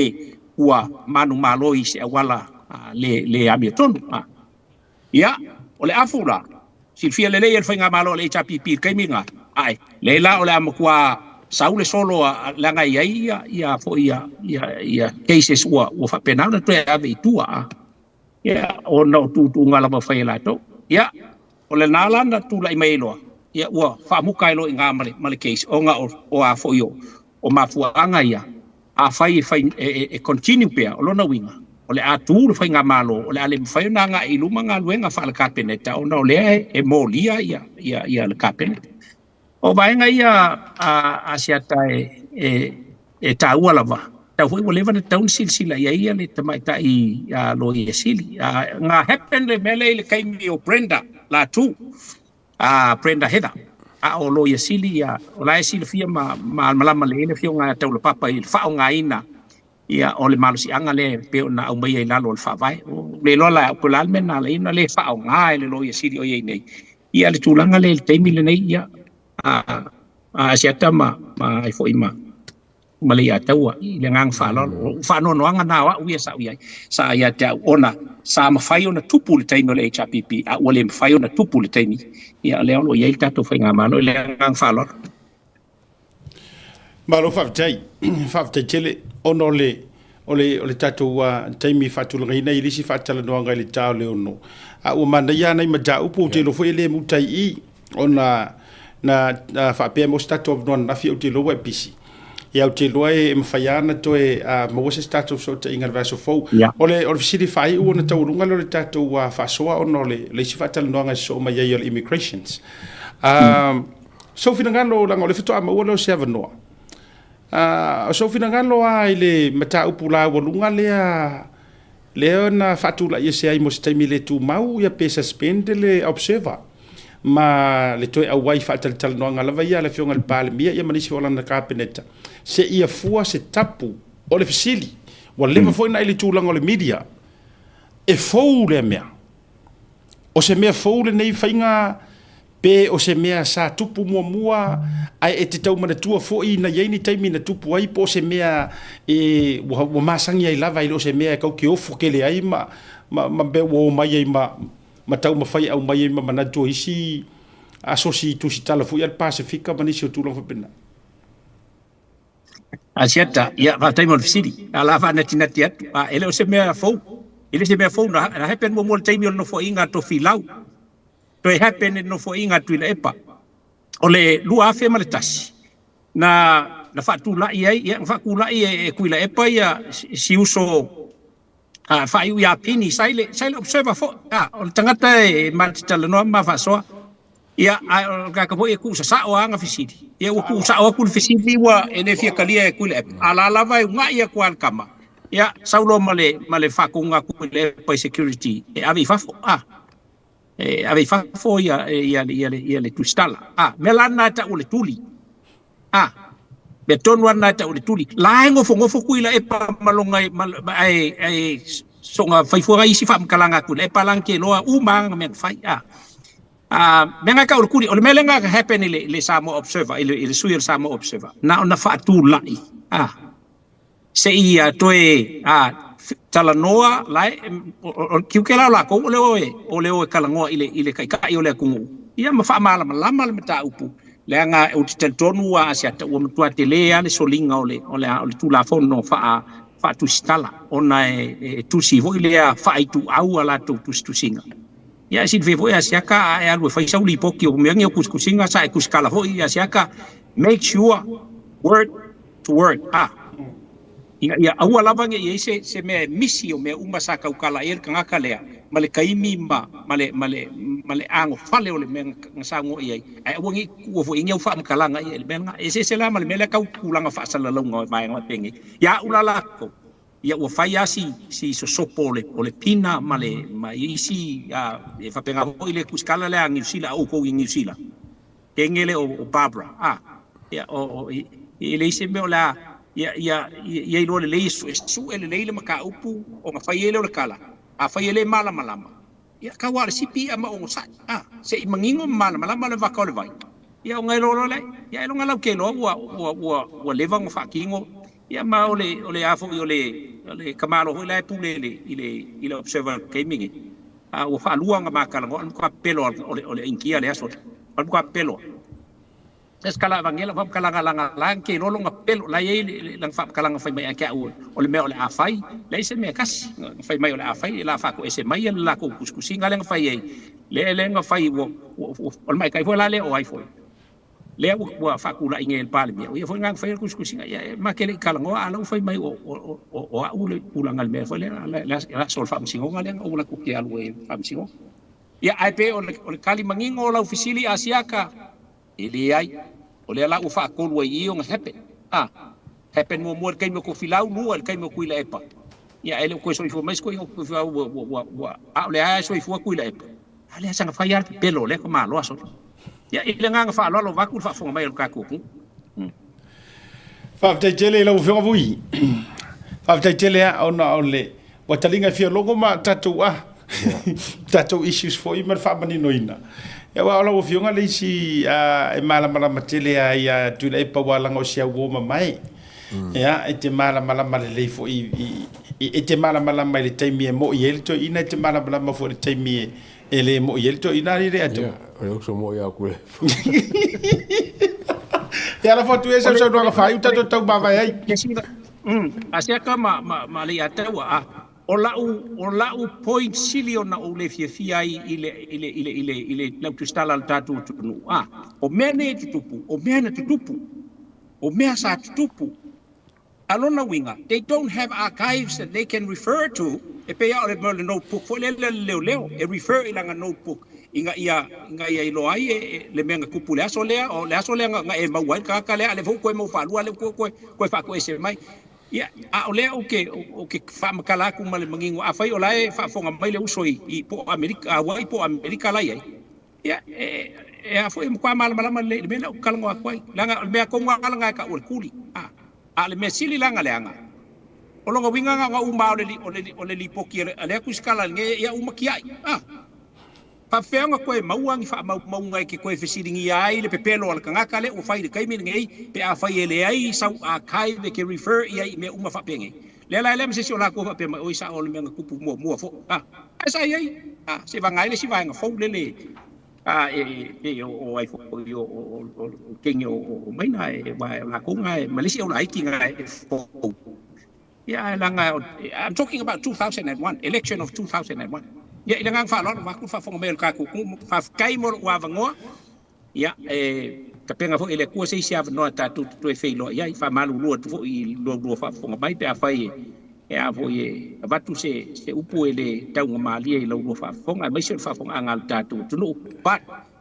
vui is always vui ol vesilia ku mai ku fo markali ele fa yo nga alo fo kali la ko wia fa kali ai kanga kala ko a fa ye pa la ku ile pa e sela kala wow that's the timing fa pe mai ya la kul ko por kala masi makal ngom le nga vui malang kalangang fa ye and that's it ale le langa fa ko e ku ngai ma fo ka pa pe lo le e mal mala umal kamala me mai e vai ka ul fik se fulu nga il vai ke binge le se me ngole ke u wa sia ka mali atawa because I kept all my archive work ya le nga fa lo va tu fa fonga bel chat tu no manuia o fa iba manuia di fa tan no nga male tanga nga fo ima na tu la fa piona auto va tu vale ele fa la wilo ina ona tu ya unang ya itu tatu tu mo terminei ya lo do so masani la va God bless ya Emmanuel ne ya so foi lo fa mo le to mar fanga mo le so va tu tele mo tu langi Emmanuel de fia fi so foi ya mai alfa tal no nga male fionga ya vui mala malele ya vui iso o se vai pangoa ma so se vai amwe kami me kuila e pamanga me o le ko so fu vui ele ma fainga sa nga nga le how can when no can le kai sao se isir ka malo ya mai je no le nga ma tua le tua ma tua I lava la uma saninga de ni tangata te pe fe o la so e fa mau me la fo isa valinga ma le sunga le taua la una le akole feru marka marka po se aku fala au ale ona ole te fai ole api fa pe nei vai wa learn ai fo mo kele vai mo ela wa fa mau always right refer to the note fa mau lenga fo fa mai le tala se tasio te tai I longa le kalesia skarisa lo pa yo senga tai le fa mga ko ga wo ke lo ayo ngalo ya fa mga ko mai Thomas S. Monson fa mai le tala stasio o ana saunoanga my knowledge recorded is knowledge available in time of need ai me vele mangai knowledge recorded is knowledge available in time of need lono winga o se to mai e fa mauina o se to mai e mo o mi e ava noa i le taimi o le mo o mianga mo ile eva ia peila le melenga mai fakusanga le fionga ia vui notebook a leo nga luenga fa security fo ia au ke faya uma o leva vongo ka faya le incident report o major question when what who me benga when where who what alo binga la fam tela ai sa le le tu langa o le archive o information ole o kampangi fo mo fa mai la ko fa ponga written instructions better than oral instruction au ngi fa sa fa ko ngai ilo leo ai kusi fa mau avele mimo kanga ka ke mo Tatu ol marologa foi mai te lo wa join mai I Samoa se tasio tātou ofisa e whaia pepa o pepa tau immigrations le si talai lalo le tula fono wha immigrations New Zealand me se foi o Samoa o le a tātou wafe se itali umai o tau mana onga a ko ngoi moe markali o ngisi o kako pepa le kaudia i e whai mai Samoa ai tātou wo mua ile ai tātou le yo si whatea tura I whasalonga whamolmole a mai tātou whasalonga whamolmole Oscar le o fainga ruenga misal nei aso ai la tatu o tatu fasalonga me fa tatu fasalonga via tatu no mon ono ma yana amon moli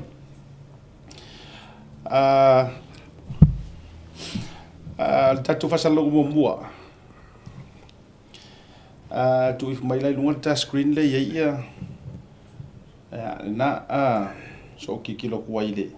there you go ole ta o to ia le fiso ma no lau pa io Samoa mai lo ne le ufitia se ia pa ia le sau spese ma talfiti ai leva tele ba fa alo ma tau te talo tuai I suli uma o matau po matau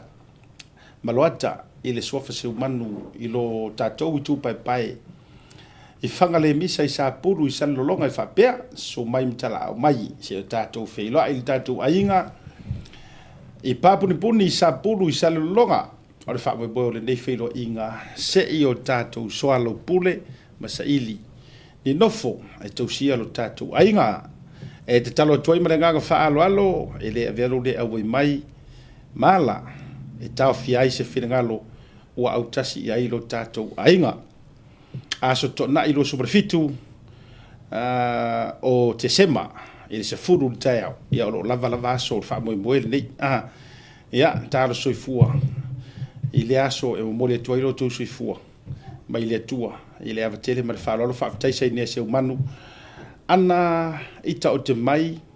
o seu manu la whaele masuli o seu manu sa le ilua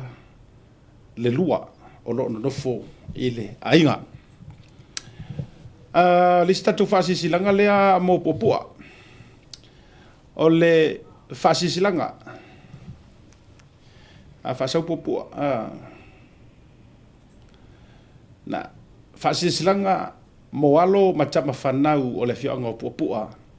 I fasaleanga o lo papa au I au kilani e fapea e talo sanga tu malanga fa alo tele lo to pa ia e fie fie se tato felo inga I le aso to na I lo sumariva November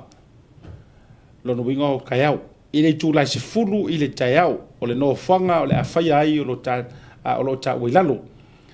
sa vale o file mu hall e fakasa way mouth address na tu lunga lo tasi todo way mouth road Monrewa talosia le aso ia taʻitaʻimanuia atu e le atua loo tou soifua i le lagi e mamā ma le soifua maua faafetai Reverend Apelamo tufuga suga le aofesoasoani pesita telu a aofesoasoani pesita taala Ezekia suga le tiakono le ava ofisa ia gata i lea o taala ailoilo a peuta faasipa faapisa kirifi ia ma suga le tiakono ia olo moe mausu Ezekia kirifi mo lesi faamatalaga ia faafesoataʻi le mamea le ilua suʻa ia i numero de telefoni ua tuuina atu i luga o le isi tatou faasilasilaga suli moni o le tinā o tau mai nuu mau po o mau i tanu ngā manono ma vailima e taipea ia le mamalu o Samoa i ou paia le popo ma ou mamalu sauao a wai whaigata ou paia le avea ma ou mamalu le to e sea ai fasino tonu se whaamatalaga i suli moni uma o e na soifua mai le tina ia tau mai nuu mau po mau e sila fia ai ua sila fia ai o le fioaga o tanu ngā manono ma vailima o loo papaao ma lala i so o seitū o le kelope faapea e pei ona iʻu ngā fonoina i fono e lua ua mavae o le a faia le isi e tatou talanoaga i le aso toʻanaʻi aso ono te sema lona uiga o le aso toʻanaʻi o le vasafou i le itulā e lua i le auli i le tuatusi tasi palua tasi fa Great South Road o tau au kilani New Zealand ma taupu tau ave o le talanoaina ma le saʻilia lea o se tasi e tausia lo tatou i tutino i le suafa atoa ma fuai upolu i tanu ngā manono mo le silafia e le ipale lava lo tatou aiga po lo tatou tino i le saufaʻiga a le nofo a suafa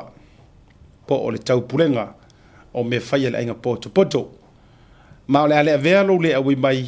e taofia ai pe sui ai se faiʻuga o le a tasi ma mafuli ai finagalo lo tatou aiga po o le au sufono o mai sau tauga o le auli mo lisi faamatalaga faafesoʻataʻi mai le telefoni na ua tuuina atu i luga o lualua o fa tolu fa tasivalu sainia le faasilasilaga ae sau ai loa ma le disi o le sedisi mafa vaatau fuatino alo iafi le loma iava kuveve tua saseve ia sau ai li ma le suga lilo ia li tua saseve tupuola alatina simi gam Crosetta manase ia o suli lena e taʻua atu i luga ia te silasila ai lava ia na ua taʻua atu ai ia tagata na e suli mai ai suli o aiga na o outou ia o le faasilasilaga lenā i lenei vaega o le auli o le isi vaega o le tatou Independence Missouri ia o le tatou faamoemoe ia lea e faia o le tasi tausaga o le tatou anniversary ia na ua tuuina atu i luga e isi se tatou flyer e alu faatasi ma le tama lenā ia o le okay o le aso lea o kele o maukigoa ku le fast party ese mai le vaega lea pero i sesi flyer e lua ai le agana o ia aenai le isi tani aso au mai e le faamoemoe lea faamoemoe le Missouri se toe faamarino mai tatou aso o le faamoemoe lea pe ese si tatou flyer e o lua ma le tatou laga o le taʻu mai ia tulaga o le faamoemoe ia ae ese e le o mai aso ma taimi faasilasilaga lea mo tatou matafale i Hawaii ia fonotaga masani e le tou matafale i Hawaii ia lenā ua toe faamanatu atu o le vai aso fou o le aso ono te sema lua felusu ma le lima ia e le aso tonaʻi o le taimi lima le afiafi address lena ua taʻua i luga ia te iloa na pauna o tatou faasilasilaga ma le faasilasilaga faaiʻua e matele atu le malologa o te iloa po ua maua le tatou fesoataʻiga ma le ua join mai le tatou immigrations advisor o le faasilasilaga lea mo le tatou komiti foʻi lea a le fonofaufautua au kilani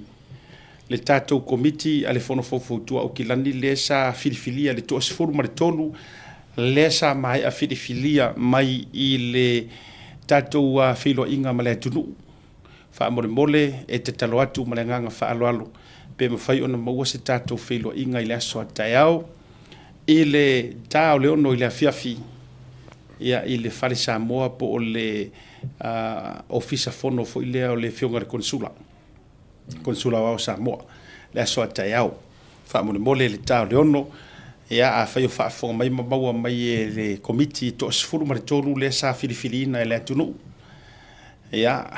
mo le whaamoe o le fono fau Samoa o kilani. Ia e fia maua se whailua inga i le tau le ono i le whiawhia taiao. I le mauta fono po le potu fono o le whionga le konsula. I le tau le ono i le whiawhi. Ia mo nisi o mata upu taua. Ai le ito e whaia le whailua inga ma le atunu. Ia i se taimi e le o toe mamao le masina fau. Ia o le whaasisi langa lea mo o tau le sa tofia i le komiti. Ia tatou le malolonga, a foi mai. Se i kausia kia kupo wa join mai le tatou immigration advisor. Ia le leile se itali mai le telo fisili mo le telo tatou lea fisili tūlanga o ngā luenga.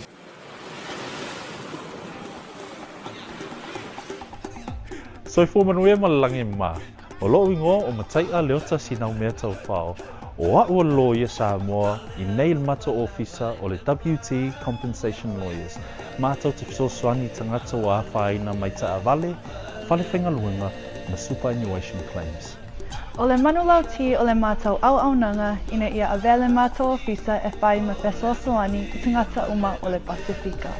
Aisea, awa e tā ua le mātou ofisa, tangata o le Pasifika. A whai o e se tangata e mana o mia se fisosoani, wala au mai tatou ofisa nei Brisbane Australia le o fitu, tolu iwa lua wha iwa lima wha.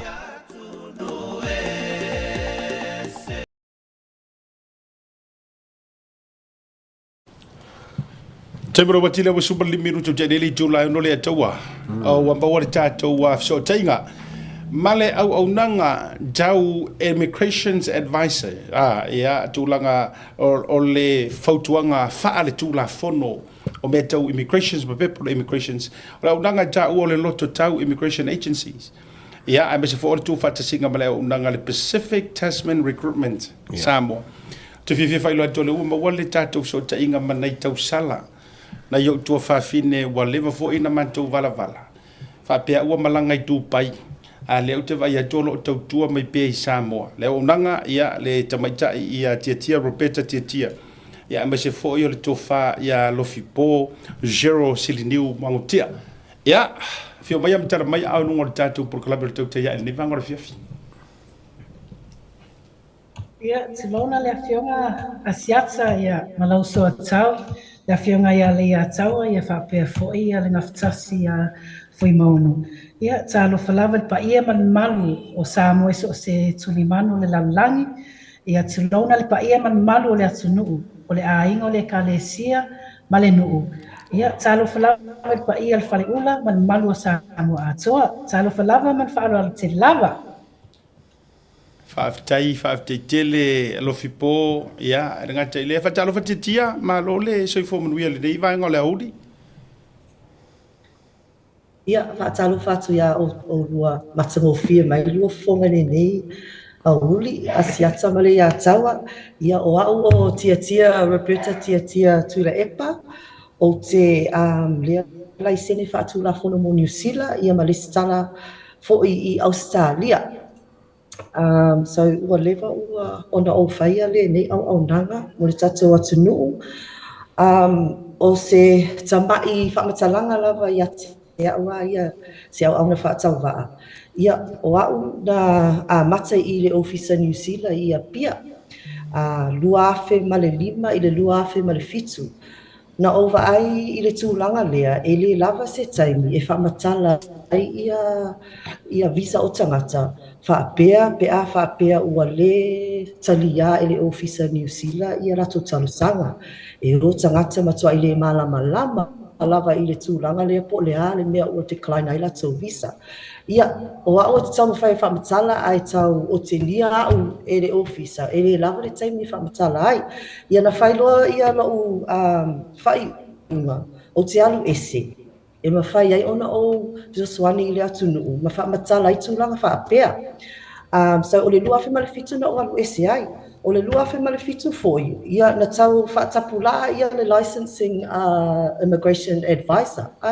Le utau mata ona wha atasala noa ina lea mata upu.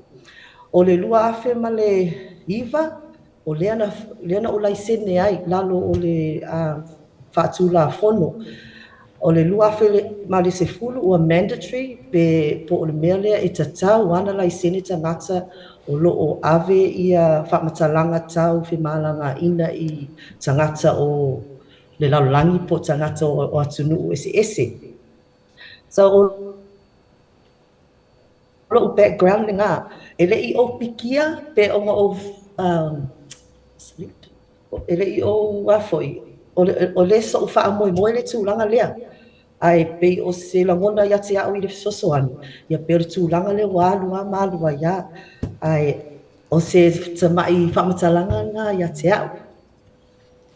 Asiata o te lole por kalame le asoe tau la imta upu tau e winga i awanoa whaafenga luenga. Ma whautuanga whananga inga i lalo Samoa Quota Scheme. O se mta upu e a fia lito o tele o a inga Samoa. Mai ta awa tele malam lama i awale e mawhai o nā maua se awanoa. Whapele lango lango mo i lato lo fia su e se lumana i Nuisila. Ia o le ala leo na sa ma whaalongono inga fo i le lua episode mafi. Ia ua e lo se manatu ia ma o le uso tia. E le leia le tato whaasoa. Ia o ma ua ia. Ia o esen mapala ai mate atu lunga live o ngā ke ua whaiki o inga fo i ma ua. Ia awa le mawhai ma lo whakui a le ia tawa le tali o le fesili. Ma le tali atu tangata, ia le wā e se manatu o tia ma lo nei tangata whaatau wā. E fsosoani atu fo i ta upua whapenaua wa yeini si fo i o mana umia le fsosoani. Ma lo whaavitai tia ma lo fipo. Whaavitai tele i le toto lua loto. Ma lo lua nganga e te lua fifio mai se i fsosoangi mai le kelo ngai o kakukangaka.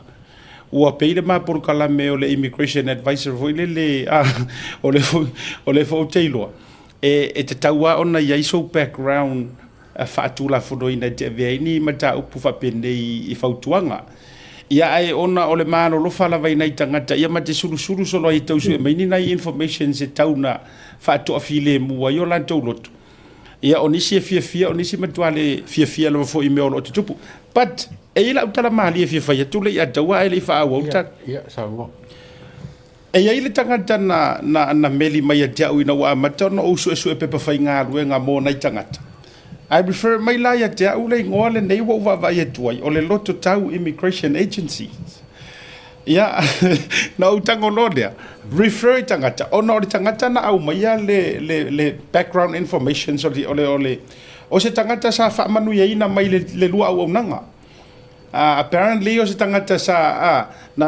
so wangalo ia jaule ngol tangata but I think a credit for ile tangata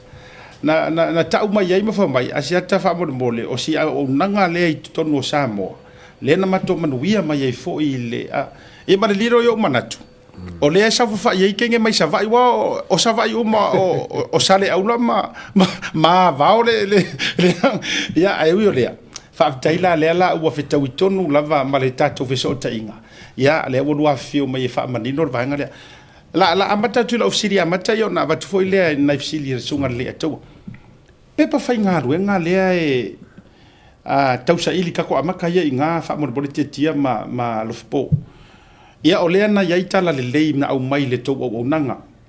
ia e foi na inisi o saunoanga fa pe mai ia asiata mana ia ai le ona va se maku se rengi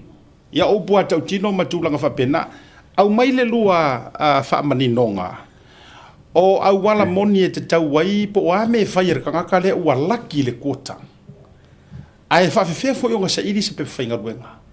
ai fa fe fo inga ilo se pe fainga ruenga mongi fa maongi ia se pe fainga ruenga au le as foi se so ninga mai tatu roto tau fa mo le lava Ia e tā ole whamani noi na ole ne tā upa siata male ia taua ona o te loa to tele lea wa wa mwhaina tātou whaatasi nei tūla fiafi. Ia, la o tali atu la me tau pe whaingaluenga. Ia, mole nofo sila fia le tātou atu nuu. O tia la tō ia, o ia mea tau immigration. Ia, ngā whaala ngā ia I mea tau tūla whono, so se ngā ioenga visas mo me whapena. Sau lola ia me tau pe whaingaluenga. Ia, o le ngā luenga la leo lo me tangata whaatau waa. Ia, o te nofa atu Samoa, ia o te lele atu New Zealand. Tui whaitutoa company, e tatala mai awa noa nei tangata, lo o mana o mia pe whaingaluenga, ona asiata ma le atawa. Wa tele le teimi wa e whapeana na whaile Samoa Quota Scheme. A le lape a leo le tato atu nuu, o le saailinga se pe whaingaluenga. Ia, ele I whaingofia, ia o se manatu le uso ia tia whapeana na alo ese lola ia na ia faila na ia agents ia lewa ma futsal taimi nei ia nei ele ese taimi tia ma faina alo sa elin pe faina venga ia le lawa wa yo le mafuanga le ese ametau immigration ese metau employment so o ai al tangata laki le sei e uma fa malam na matu e tia le tulanga le ia na tu maila ia tia tangata o le ana ia ngava e sila fia fo ia siata male ia tawa e leo tangata umal tatu nu e skilled labours ia o leo langa atua ele I whaingaluenga I se whaingaluenga ai o loo ngaluenga ta whai oi le whai o te vali se ata e ma whai ona o ona mwhaino sao latu I le employer o se whatatainga o pio ele I whaingaluenga leo langa atua ai sa ia ngalue I le vao, ngalue I le sami, sa ia tausia fo ia tato mātua, sa whaia o ngā sa, ai le I whaingaluenga lalo se ngaluenga fo inga le se employed. O le ngaluenga lalo tangata, o te tango e vali se ata, pe tā pena se CV, e mawhaina na foi alofa mai le employer ele lei ke le pio I le tūlanga le ngaluenga. So o le mata upule ai pe whaingaluenga ia o le mata whai au I le alo nei tangata. Ai le leile tu atu ia tia I le tūlanga I le tangata leo mana o mea e a whaai e lalo le Samoa Quota Scheme. Ia paftai alo fipo, ia whaopopo atu fo I le whamatalanga o siuso. Ia o le au nanga lea e tofu ata atou ma le tatou tomai o au na amata mai o te suea pe whaingaluenga fiso o tai ma kampani ma toa I te lea ngaluenga o te malanga I New Zealand e awe ka tangata ai ele tau I le alofa ma le alofa e alu ia le taimi e awe tangata ia ai toe o mai tatou tangata New Zealand ma whaasosola ma awe ia na le tasi ale taimi o mai ia tatou kampani ia o telea o le pisi ia na fiso tai mai loa ia lofi po ia no whaapea loa pei o le tonu la lea e alua o ilo uia matata ma la uia to mai o mea tau immigration po mea whimalanga ina ai tātia ia kampani e fiso tai ia lofi po so o le pāanga le whai o lofi po e vili ma tau sue sa ili whai ia whamatalanga I tangata o au. O te whiso o tai fo I ma kampani o au o te whiso soani I aia inga o mea tau immigration. Ona e moni a le fia whiso soani mai o kampani, but e alu whati ona o aia inga le ofisa New Zealand. E lei I oe mai le kampani, ala ho malama li leia I au nanga o lo mana o mia e le ofisa New Zealand. O mea e tāpā, o mea e fesili, e le whaate ia le tangata. Pe o lo ngaluenga le e whai fo I tatu tangata ia suru mai mo le fisosoani. E le whaapea na o tano lafo I tonu ia lato talusanga le ai. E ili mua e le whaia se pepapo se whaatumu o se form. Po o le ale atu ainga tangata. E iai se soli tū la fono, e iai se mai tū mau. O mea umana o te whisili ai. O le aia inga leo le sei pe tataua le sei. E wha mea e tilo le ofisa New Zealand. Ia o le ngaluenga. O lo sohifua malo lo ina, o lo character po mea na tutupulo o langa pe na iso tu la fono pe le ai. Ia, ma le mea le tau ngalo ia tatou, o le ingilisi. A e le ilo tau tala tusi ma whai tau i le tangangana whaaperitania o le se ngangana fo i professor ai o le mea lea e safety it's a safety issue mo le employer ia ma le tangata lava ia te ua latu whaingaluenga le malamalama la vea ia tupu ai sesi pita auli ai pei o lo ngaluenga na e whai o te siaki fo i kampangi o mai alofi po pe ona la tau mawhaia ona whaatino ia aiainga le mana o mile ofisa New Zealand e mawhai fo i no mawhaia o masui o le kampangi e whaatala noa ina le ofisa New Zealand ia ma le vālea ona o kampangi e pisi fo i la tau e tele na le ai se la tau taimi e whaitau ai i meri whaitau tusi ai o au o te tango e ili mea lea mana o mia mai a le ofisa New Zealand fai lo le kampangi ia na mawhai lona tali pe tā pena pe mawhai pe le ai o le vave tā pena lava le mea e mana o mia e vave aina wha ngā soro ia le talo sanga. Ma lo whawtai a lo po whawtai tia o leo te whai tau atu le toa te leo tangatai e ko meni mai lungo le tatou purkalami. Ma whawtai atu le leo unanga a le loto tau. O nisi ua manuia atu ai visa Australia, o nisi mawai no fo mau pe whaina ruenga whawtai, so it's a very, very good feedback. O le fesili. O tau tiolo o lua manai mata upuia lea ia ina i tangatai o matua whaase ina le telo pe whainga ruenga na ua bounce mai e leo exist company na tu lou lava whabole la lofpo wa beu tau vai atupe o rauto farf po le tau fito i tonu mana mata upule. O toi o koe ki whaku i nganga i ka ngaka ae po tau yeise to mai so sila fia i le mata upule. Ia whaftai a seata mo le whawhisili, ia e saolele a le a fwoi le tūlanga lea o whate ia fwoi ma o ma le uso ia tia o savali nei le tolu vai aso. Ia o le lisia ma ua le iei nei a seata ma le ia taua e wa ma le lopo la le si me la awhai a e nei a le tali atu o tia ono nai tangata no mai malato tusi mai le Officer New Zealand po le Immigration New Zealand i le tūlanga o job office o whaaleo ngā ina. Ia o mai tau atu, ia o company o tato tangata anu Samoa. O le tala whaapea wa whaatau ia lato pepa whainga luenga. Ia e whaatau le iwa se lau tupe New Zealand. A e le leia whaamalam lama pea no whaatu. O le tūlanga le o le tūsi sa whaapena tau au mai nei tangata. Awa ave lato apalai tutonu lo Officer New Zealand. Whaatali ia le taimi e a fwoi i le pe talia lato application. Ia awa e selfainga tā lea mea. O no le tūlanga wa umana whaima to interviews i wa whatakula a fwoi e isi company. Ia wa whate ia fwoi le maa ua ofisa o na le tūlanga lea. E ova ma le se lau, ia nai tangata ua au sulu mai le tūlanga lea ua na lato whaataua pe whainga luenga i company e le leia le whaamata lato tia le tūlanga. I pe whainga luenga ua decline mai pe ua whaalea ngai na le Officer New Zealand. Ia, whaftaia lo fipo. Ia le tūlanga lea o pe whainga luenga ua le tali ia le Officer New Zealand. Ia e lua tu ai ngā tangata, o le tangata e susu mai lava malona pepa whainga luenga, ma le tangata e mana o mia le fesosoani i le pepa whainga luenga. O te talia uma ai o te tāpale lato pepa whainga luenga, o te siyaki, pe o lai meet ia aia inga o le Officer New Zealand.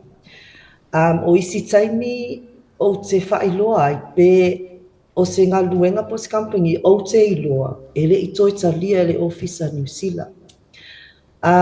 So e ia tangata lea o mai, ia whataita inga o le tangata lea whaavaitaimi. La ua lofa mai a le company lai whainga luenga, ai masau malanga pepa whainga luenga. E tele o pepa ia, o lea e okay. E ia whaupunga fo ia ngai ai e le le ia langa o te emaili i le company ma whailoa ai ia ele umi ato e sui mai ia le aia inga o le pepa lea kama i ufa upunga langa o mea kilo ai pu fisa pe o le tūlanga ngā ia Ai o pepa whaingaluenga ia le talia, o te tau mawhai fōi, e I meli ia kampangi, e whailoa ai o mea ia le mana o mea ia le ofisa New Zealand, ona o tangata, e le iloa i la tau, whai le tūlanga lea. Pe o le mafuanga fōi na e sulu mai a le ofisa, ma mana o mea o te whaangai o le lato tarosanga. Ia e meli mai fōi kampangi ngā ai a watu lava I le ofisa New Zealand, e toe va ai le ofisa New Zealand, ai e iai lava kampangi e toe tusi mai le ofisa New Zealand. Pawhitai ua maua ia nisi whamatalanga I lo pepa whaingaluenga, ai e le toe talia ina se isi whamatalanga mai le kampangi lea. Ua uma le suesuenga le ofisa New Zealand, ua le toe le aise awa noa mo kampangi ia. So pe o le tūlanga na e loa le tangata ia pe na saunoa mai alo fipo ia ngā totongi tupe ia o au te le tauwhia ai a fo le tūlanga na baua le whamatalanga o te whai tangata o le pepa whaingaluenga e matua I whaasaina lava o na whaatau e te loa ua whaatau le pepa pe a whaapea na tuulo tupe I le 5 o le kampangi.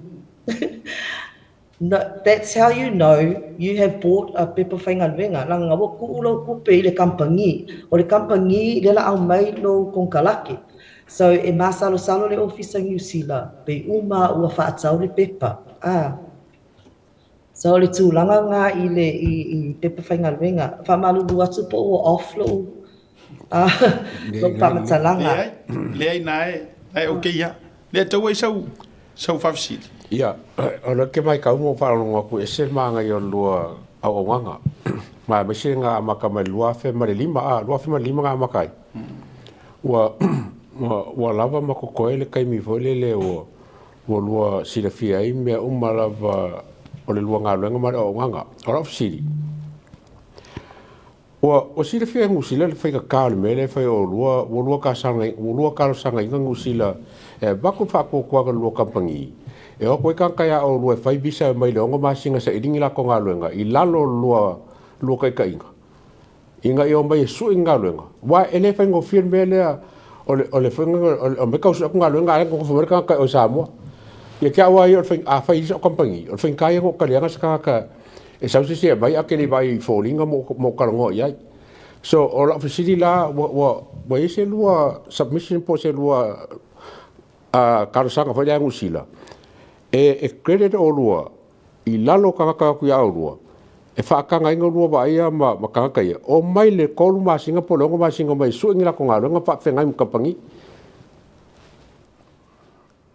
Ia whaftaila ia tau mo le whisili o te loe o le quota scheme na amata mai le telo o vaenga po misa I le teimi na amata I le Samoa quota o le teimi nei ia o lewa ma whapenana ave se proposal na I le kapo a fo e Minskao Leipa ia whape fo I pale mea Samoa ona ese le whanono le loto ona o se tūlanga e a fo e o whamanu e ina le tato tangata anu I le se ai ese le whainga tā fo o le sailinga o le pepe whainga luenga ia male mea no fo ai ia male mea ka o le settlements o le mea le tamu whai maua matiatia, ia ua avea maua ni au aunanga e a fo e fsasoani ta tangata e matia whaia, to e atu New Zealand, sa ili se nofuanga e mawhaino nofuai. Ono le lape mua nuer tasi tonu o le quota, o tatu a inga le whatalia i a tangata. E le leia le watu le a fo e le maua whasea, o a inga i tonu New Zealand si atama le i a taua. O levi le atu lato ainga, whamon mole, le ua whamanuina mātou le se. Whamon mole se pepe whainga ruenga. Ia ngā vili atu lola ia ale tali, mai ia ua whainga kā ngei keimi. Wā mā, ia lela wa sulu mai la nei tangata I tato ofisa, ma le silafia si ata ma le ia taua. E le se mea se ka o se subsidy e sosoani tangata I tonga lato pili, po se subsidy fo ia le ofisa New Zealand, ona o le tangata la to ia wafia mana o alu tonu se. Ia, o le aia inga lātou, ne atono i ese teimi e mwhaina sila i pale mia tātou, ia ma le vā tātou a New Zealand, pe mwhaina to e fine print, pe to e mwhaina teo le quota scheme lea, e whawhai ngō whia mō nei tātou tangata, ona wa tele le ngasu, o le mea mua laki le sei, ai to e lona lua, e sa ili pe whainga luenga, lona tolu, sa ili mea no whai, ia ai me se fui le settlement. O se tūlanga le ese le ai o le tūlanga se ma proposal I asiata ma le ata o le tama whai atua o la se awala ma whaina whawhai ngō fiele nei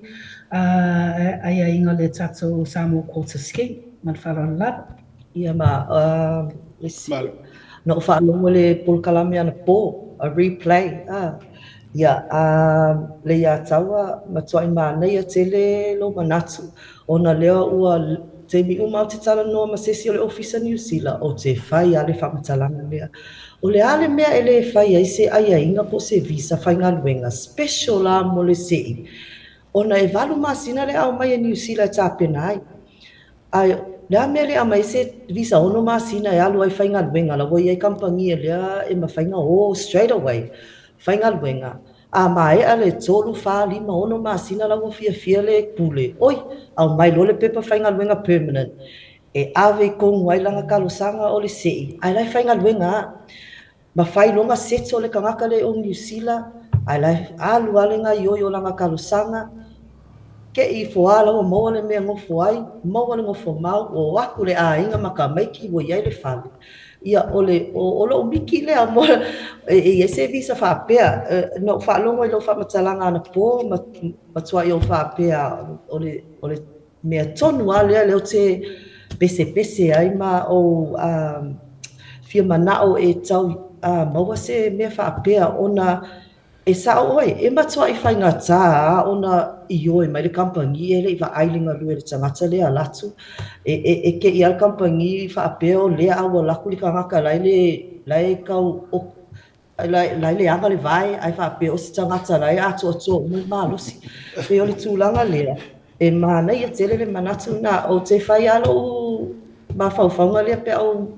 fa asua ma tangata ia e iai leo po I tangata le tutonu o la pututonga whapea. Ai ioi o te vinga le tūlanga ai pe o si whamatalanga na I lo fesiri le ataua e sao le leilo manatu.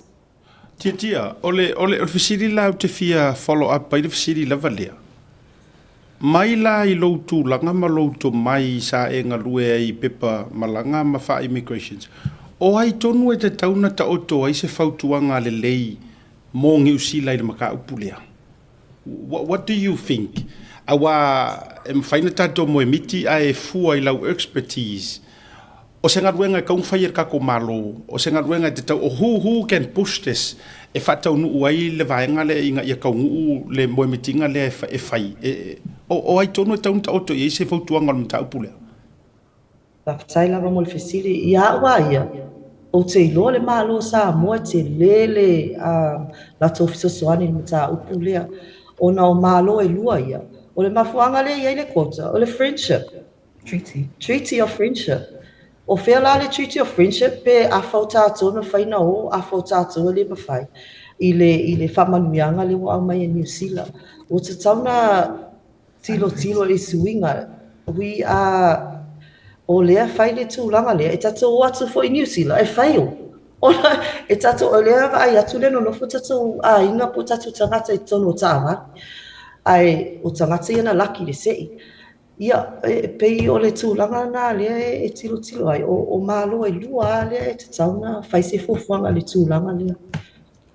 Malo, whaaftailo no winga o se vaenga wala whaafonga I al whainga malo I oe. A me se fo I o minista ma e ave whaatu a lalo fo I mo lato. Ia awa o mele iei kusa e kalango akungi usila le tato whainga uo mawhana ai a o whainga o tato o whemalanga inga ua kili inga pika kou ngangaka isi I le whaafenga ta. Ona o le tato taimi au te manatu e to e fo I mai lava I le tato au unanga. Whaftai a autou ia tau te meri mai o isi fo I le karangoa mai o kakau ke mala mai le ana whapea na manuia mai o le tautua ale loto tau. ua tele nei o tātou tangata ua whaaseinga le au whaipepa kampangi le o. I'm not going to mention names. Ua tele tangata o loo sa ili mai pepa whai ngā ruenga e o mai fo ilunga o le porukalame le nei. Au te iloa o se awanoa le leile nei. E la fuatu ilo lua sa se lua. A mai se rua fisoso anginga. I nei tangata o le ua vao ngā kā mai po le arangu me le mawai o rua o isi le osu e mai po fea kongo e mawai o rua e lei ele o se tu lele lei. O le mo o mi o le rua fisoso anginga. Ai, au mai se wha mani nonga wha mo le a lofi po ma tia. Mai se whakuanga mo ngai kangakai o maua pe lewa mangu i se i what can they do? Ai, me whai na whiwhio atu ina o a me mawhai no lato whaia ina ia o atu wai waseki mea. Ai mariko e whaamani nonga mai lava e ini tupe i tu atu o nei mea.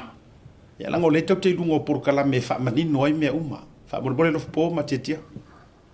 Whaftaia siata, o le Loto Tau Migration Agency e mawhai ona tutongi ai au onanga mo le ngaluenga lātou e ngalue e tia. Pei o le sauni o pepa o whautuanga ma le tatia no tangata i Samoa Quota Scheme. O ia tutongi e tau o pili tautua ma e whaatanga ina i lalo tu la fono. Uilea, e matua whaasa le whaatau ina o le whaatau atu o awanoa whainga luenga. E le mawhai o na sausi tangata whape mai tia ma se oti. O mate mana o e whaatau se pe whainga luenga. E sa le tu la fono. E le mawhai na sausi tangata whape mai a maha ua e mana o mia. O le pili alato le po le service fee. O le service fee lava o le Loto Tau Agency. Koso le ngalue inga o le immigration status. O au, e whai fuala o service. O le ala le tutonginga o au ala ia o company. Mea ka o placements. So e saula tangata sau mua iau. E tutongi langa le stala ia tia. Ia na maila ia tia o tangata le mana o miese ngā luenga. O au la, pikir ke le fongi. Whaile i meli o te lele atu New Zealand. Whamolmole Joe Allens. O lo kamo pio le mo kwa le lele ngā lue. E ai mau se avangoa. Ia e whaile le pe lele mai le employer ngai Samoa. Pe whai fo ilunga le a fo le online le interview. Ia e le leiloa, ia na amata lola, ia na abatu i o ia tia. Whamatala lola ia tia, ia langa service fee. O le to tele tangata, wo oi whamai o le tangata, ese le restala, ese le pili, ese fo ile pili o le a fo ile ofisa New Zealand. Tātou tila siata, o le service fee tia, o le tutongi tupe Samoa, e lo tutongi nga tupe Australia po New Zealand. Ona o le alofa fo o tia peno whatu, e le se subsidy po se sosoani al malo New Zealand po le malo Samoa tūlanga lea. Ona o le ai ata tau al tangata ia, le walako e le sei o le fialu ese mai Samoa, ia e sa ili se manuia i nai New Zealand. Al tūlanga al fi sa tia lato ia, o le fi lava tia, e lo se fi e tutongi ai alo aunanga, po le afo i se fi e tutongi ai se pe whainga venga leia mana malama. Ai le leito e tu atu ia tia, o no mea tau fi sa lato ia, it's her immigration advice, i laloa le tu la fono a whamlanga inga. Tia? Ia, tai lava lo fipo, ia e le leia le whamanino, o le o se mata upu tā ua o le tupe, o au tele whitala no fo i tupe, ona e tau matamuri fo i la uia tangata. Ai o le tūlanga lea, pei ua levana o whaia le tūlanga lea o pepa malanga tangata. E lei, mai le lua afe ma le fitu e o mai ale teimi nei, o toi titi a lua smu tau sanga. E lei tau si i lo i a ngia o fees. Au tele lope whawhena whātau rau whānau i whisi o leo te tau atu i tangata. Ai o tupe tongi mai, ai mai se le sei, ona e special ale sei, e te leringa nuenga. O tangata ia sulu mai, e walu maasina e tāpena i rato talo sanga ona awelo tutonu o le ofisa New Zealand. O isi taimi e luma mai, o isi taimi e tua ifu. O isi talo sanga e vave. Whai le ono maasina ma o le tali. O isi e tai tele au talo sanga e iwa le se fululua maasina anga i lunga. Longa winga. O le alu le tau sanga a toa i le whaanga iona o natu pepa. o le mafuaaga foʻi o le tuai o nei talosaga e tele a o loo o le pepa faigaluega o le tagata lava ia e totomau aluga o le solitulafogo o le tamā ma le tinā ese fanau ia o mea uma ana o kagikapegaga o le character waiver o le medical waiver o le custody order e lei loa e tagata ia le wai loa clients i le taimi nei le mataugalulue lana lea ua tele na ou fai ai o te lei faia ia na toe faamolemole mai loa e pema faina o fesoasoani ae pei o tulaga na e lei loa e tagata le galue o le ofisa le iai ua toʻatele foʻi tagata ua toʻatele foʻi le ʻaufaigaluega ia o te iloa o pili uma lea totogi ai ia mea uma me faina faatino ai galuega e iai foʻi loo faamatalaga o te share i ou client e iloa lelei a ia le mea totogi ma mea e lē aafia i le totogi po le pili le totogi mai so o te lē faalilo ni mea I'm up front and o te lē faamalosia foʻi sesi manaʻomia loʻu auaunaga o mai e maua le sosoani e maua le faamalamalamaga o le malamalama lava ia te aʻu o le mea tāua aoa latou ma le information e o avatu iā aʻu e mafaina latou loa e ave tonu latou talasaga faafetai ona o aʻu te fautua e o lava latou e fai ae pei o le tulaga lea o tagata lava lea e faafitauli mai ia te aʻu o tagata matuaitele o mea e manaʻomia ae o te iloa o tatou aiga foʻi niusila ia lai tino ua e totogi mai fees ae manuia lo le tagata oi ese a la le vaai atu na o le patua lai vaai atu ai matou ae ua leai se alofa mai le kampagi ma alako ai le kagaka lea loga uiga just one term e saua le kampagi ia makou uma loigalaga ua soasola uma kagaka ae o le mea lea tatalo atu ai ia matou po o maua a lelei a le tagata lea e toe o mai le kampani tausaga uma le toe o i tagata ma le seʻi leiai agaluega e o atu ai tagata ona o le matalelei a tatou Samoa ae pei o so faamatalaga i mea taupili o le pili e toe maua le tupe o te iloa o te iloa e laʻitiiti foʻi lou pili atou e suʻesue ia pili a licensed immigration advisor ia na ai loa matuai laʻitiiti a le pili lea fautua atu iai faafetai aua te lua popole o le mea taulia o le ufaafofoga le atunu e lē faakaua le pepa faigaluega ia lonouiga laua o atu ae pau le mea e te alu atu e te alu ma le tupe tutogi ai le afuakagaka laikiga ia e lē ai ma se mea i lalo le la legei e ke alu e ke maua fua foʻi le legai saulaʻi e nana o ata o le tatano tositosi ua sisila mai le ataua i au numero o tupe i kongoskusila o ana nafi vatora utara fai ule tatou tau mavai le siro saunoaga fai uma tau mai le nofoaga e maua i o lua ma le tatou address ia e te lua fesoasoani e le toʻatele le laa matua le malolo ai masia ia lua telefoni i tatagi o ana nafi sa matou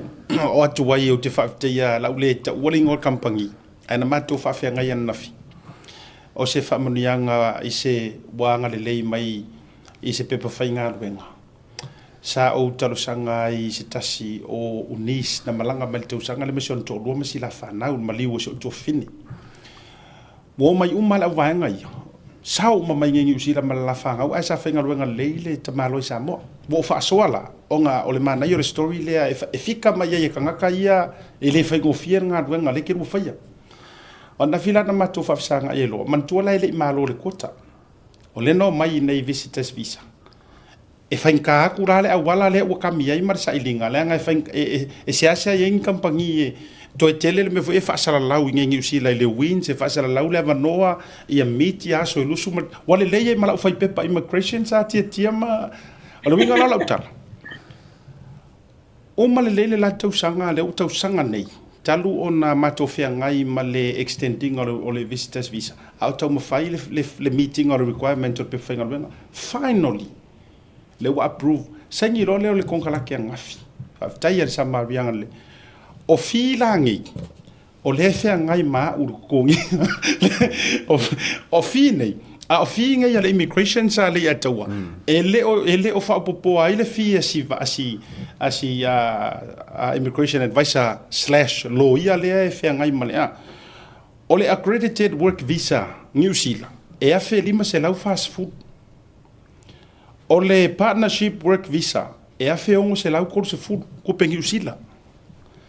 o le student visa fiku se lau lima se food ai ko fa kele le fa wa ko fa ka mai o ku pela le yo luma e ka kaunga ko ngia vai aso fo ana vais e misi le avangole e lima fe fiku se lau on kas e ave uma ia to mind you nga or ku pela immigration le se ku pele ale asi tamaita i lo ia sia malo yo ro fe ngai ma beta immigrations la ule ta ufol lon chuafa on top of na ia o le lawa mai male fia le loia ia rongo winga o le la ukuri vai loia fa ma e kongi langa fi ai si kau suele ku pe mo ave ia o tango la fa matala ono se fi fianga lo loto fa tai wa tali mai kau sanga a ko kau langa e fenga tasi va nga sia ele i laki le sei ai o fa tai sili ono wa tali mai le tua ile loto na taro sanga o le ale winga o fa ile mata upu le ma fa lo atu ia fikas ngai Samoa ele fa ngofie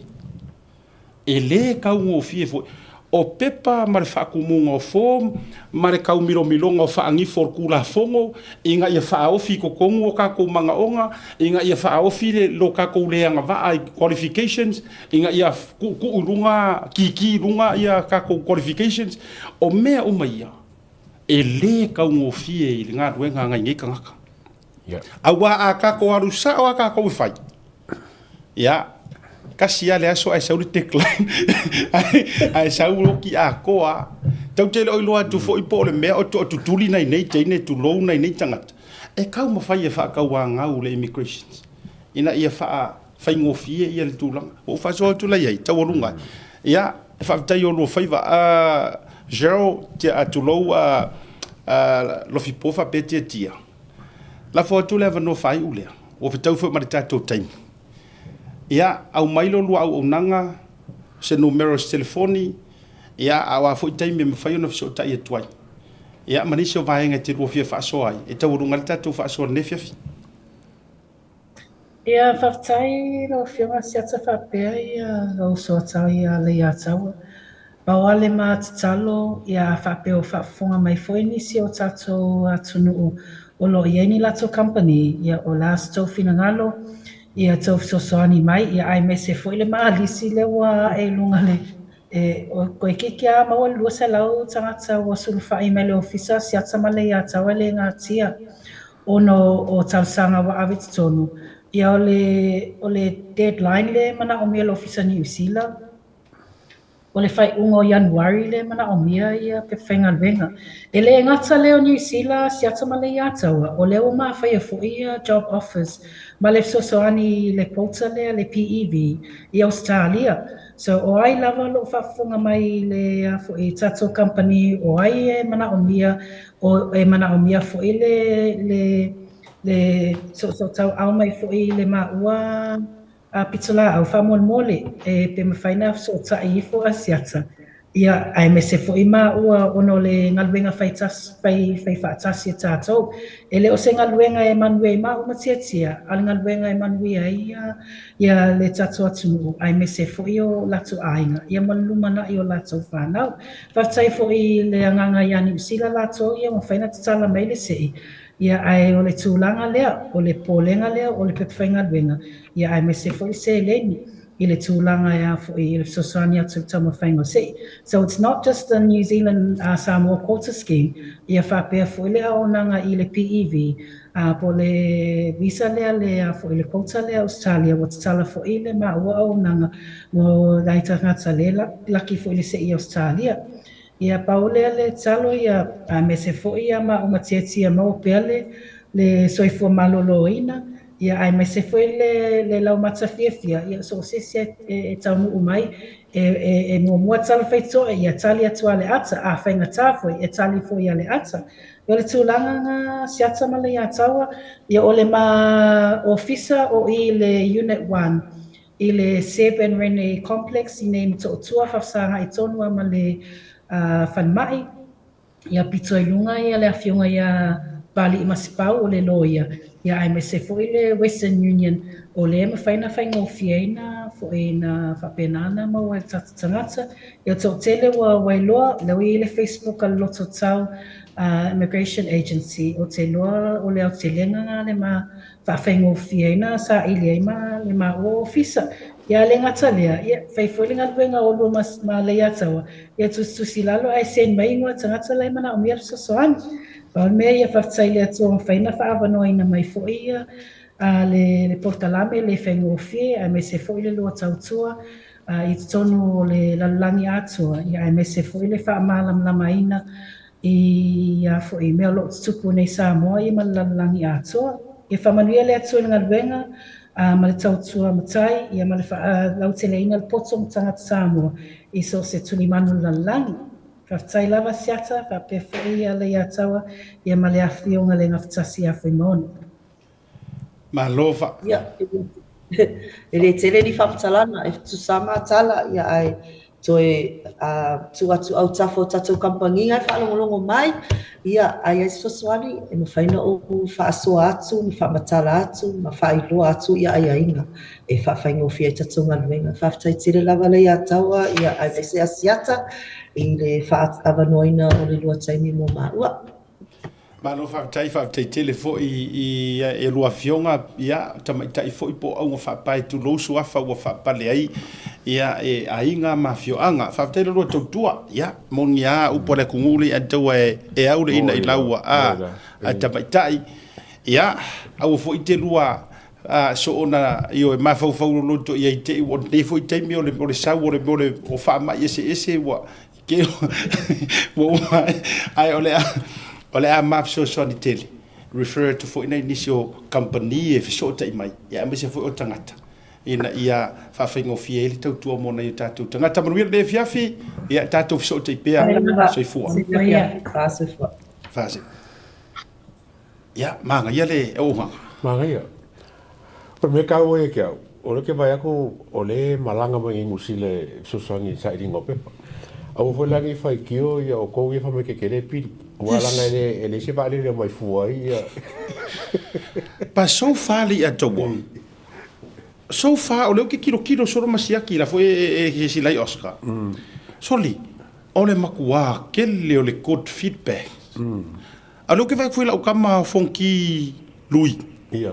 ke ko ri o le si foi ia o le foi li o le manguia mai foi la o na ngama le tautua a le tangata ia tau no so far o le matua mana ia lava yeah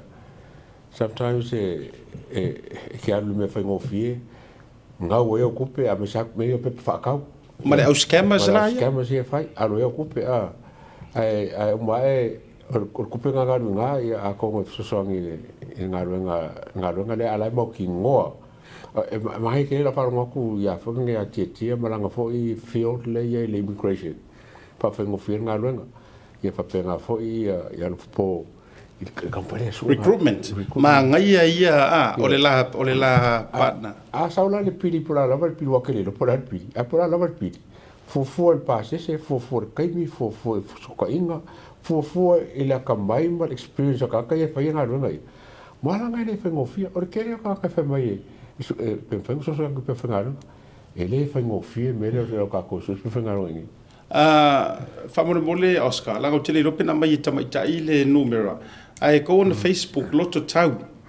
tato umale lungo le fsidi mai le numero male just check on the Facebook lela avatu atu e Oscar lunga le ngo le Facebook a le ngona loto tau immigration agency ya se te ka muka mai e Oscar on tu fole lungo le tato screen ia ngai ro le wala o nga wai lo ha fa Facebook e kangwa messenger send ia le messenger ma tu lang fa pena o ge ngalo o kai mile por le 19 por nga ko ko ka si va o senga mo kwa bebe se ke ngusile fa nga pe fa nga ro nga la o senga kai lima suru afe ka o pe fa nga ro fa senga ne la el kula fongo le fa ngusila wo ki umma ko ya mal pasifika le fo ko le be ko ka ko ke awa isa ka waka ese singkula fongo sa mo mo sila ngo le friendship agreement lenga fa ya ka ko ia faftai tele fai unga tawidili faftai lava faftai te oto uma le wavatu lunga le ngole o le vai le ngole Facebook page loto tau agency immigrations na wavatu lunga famul mole ia ngai kangorola ia le message messenger ia ta wailo lo suafa na watu wailunga loto tau agency immigrations le na tonu lava ia famul mole o to ia le sota email telefoni ia ana wa batulunga o solo e ka manga fudi wa e vili ku foi fa ngala u kad ma le malu ele pili fa ngala Facebook ai fa ngala le Facebook ma tango lo e messenger ia ma fa uilo ia ilo mana onga na watu lunga ele tato producer ia meli lo ia o le loto tau agency ia o fa wa ile ma le tato por kalame lo winga o fa tu ele ka ngofia pili e o foi nei ai te lo le faftai le loto o sa mo ai lengi para langi ngai kenge nei o te le fatu e se o le ia le ava faka ma le va fe lo loi e foi tato honest create the honesty I tulanga fa pena leva ai mai ya kokongi awa o le umi le fa ta vale le fa ngopepa ala ita mo fa tongi e fo pe no fa tu na wa mai pe polo o laiki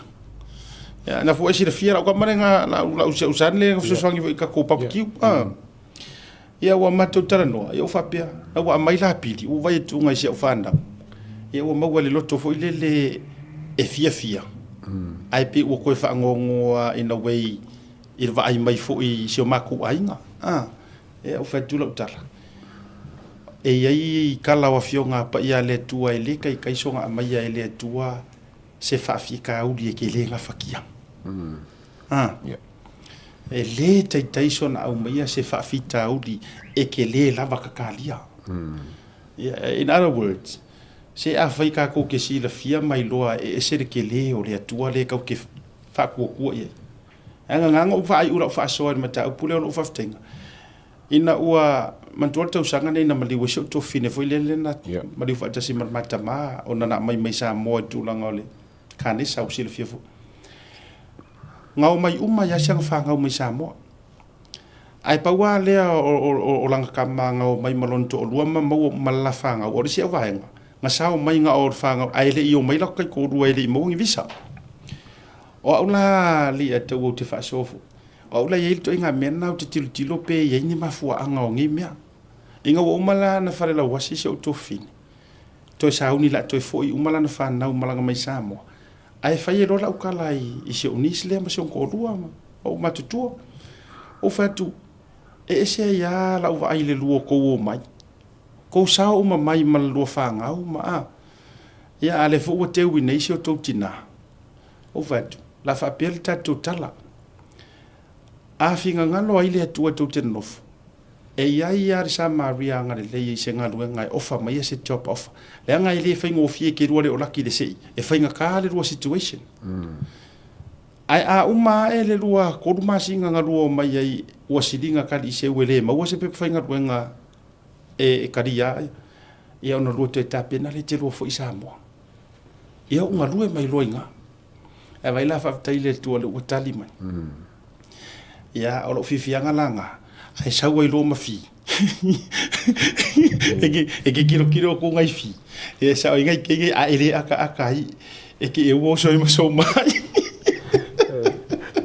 e lo ko le lo ka mo lo te fa Nya nga ale winga na fa to ela tala fa te telefo I ele fa ngofi ya e fa te fo ia I si tamaita I lo ia foi sa nga famasi mata up ia tamaita ia siatu fa moi ia wa tasi foi le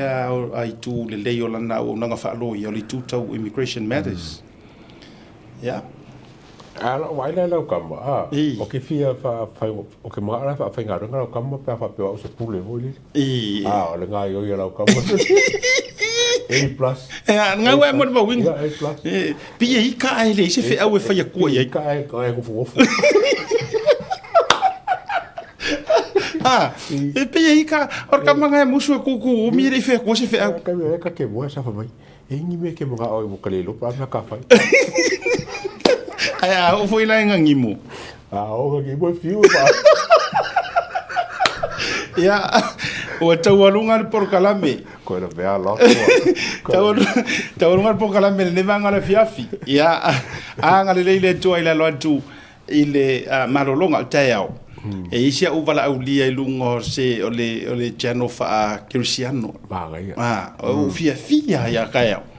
E la se uvala aulia ia ele tari toru. Ya, look out for that. Te fa so Mr. Ole por kalame America. Ya mo vai lá se o vano te fa so ai el programa la fa Cristiano. Ya ela so ta ya ai manuia la to le weekend ya tato wa fe lo ila so fua fai mali el tato weekend ya fa manga lo fo se ngana o le tato mali la fo nga vatel ya lo fa tele mo o to uma me se fo o sunga ya dokta ya toko la ma futa mai ya ele ne vanga le fi masiona fa le tu ya fai mali e ele pese na lea fa mole se kango e kuifo runga pese lea lo se manguti lo se Domenico ele pese la ngor pese lea na fa nganga tatalo mai ai e toitu watu mana tu foi tasile tanga to le no foi nei no foi sa moto lu yo le happy o le vo eu sei bem fo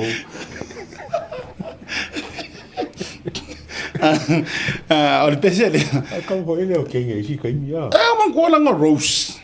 de que ora man to volta malo ese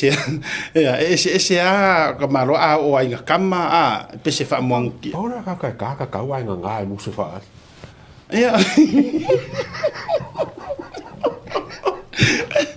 e ke ro kanga ko ke longa ko ngo le leisela au sa ungi me pese ele leisela tu wet la combination o natu le le wa ka uma ina pe e wa i umala u tawalunga tu ai tato por kalame ya i le sifonga o le sunga ya monafionga mangutia Rose Domenico featuring Penani Mele Naulino ya malelato wa faili ale out band tawalunga tu ai le weekend ko fa solo yo mafofonga asia tamale ya tawa tatu fato famu de fiaf so ifo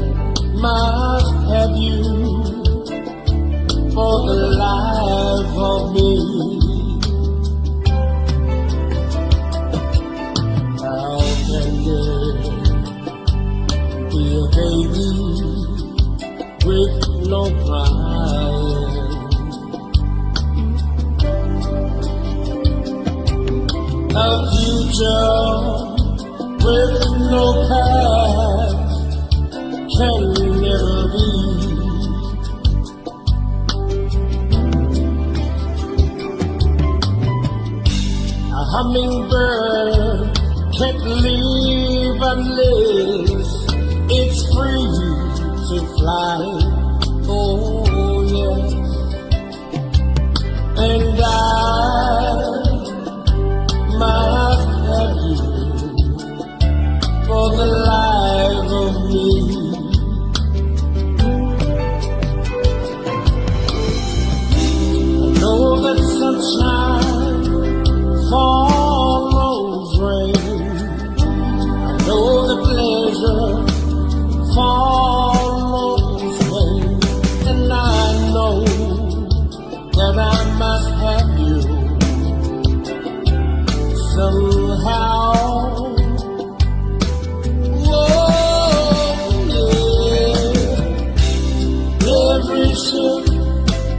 falling through,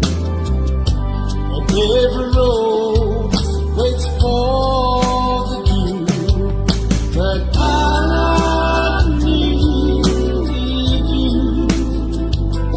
right now.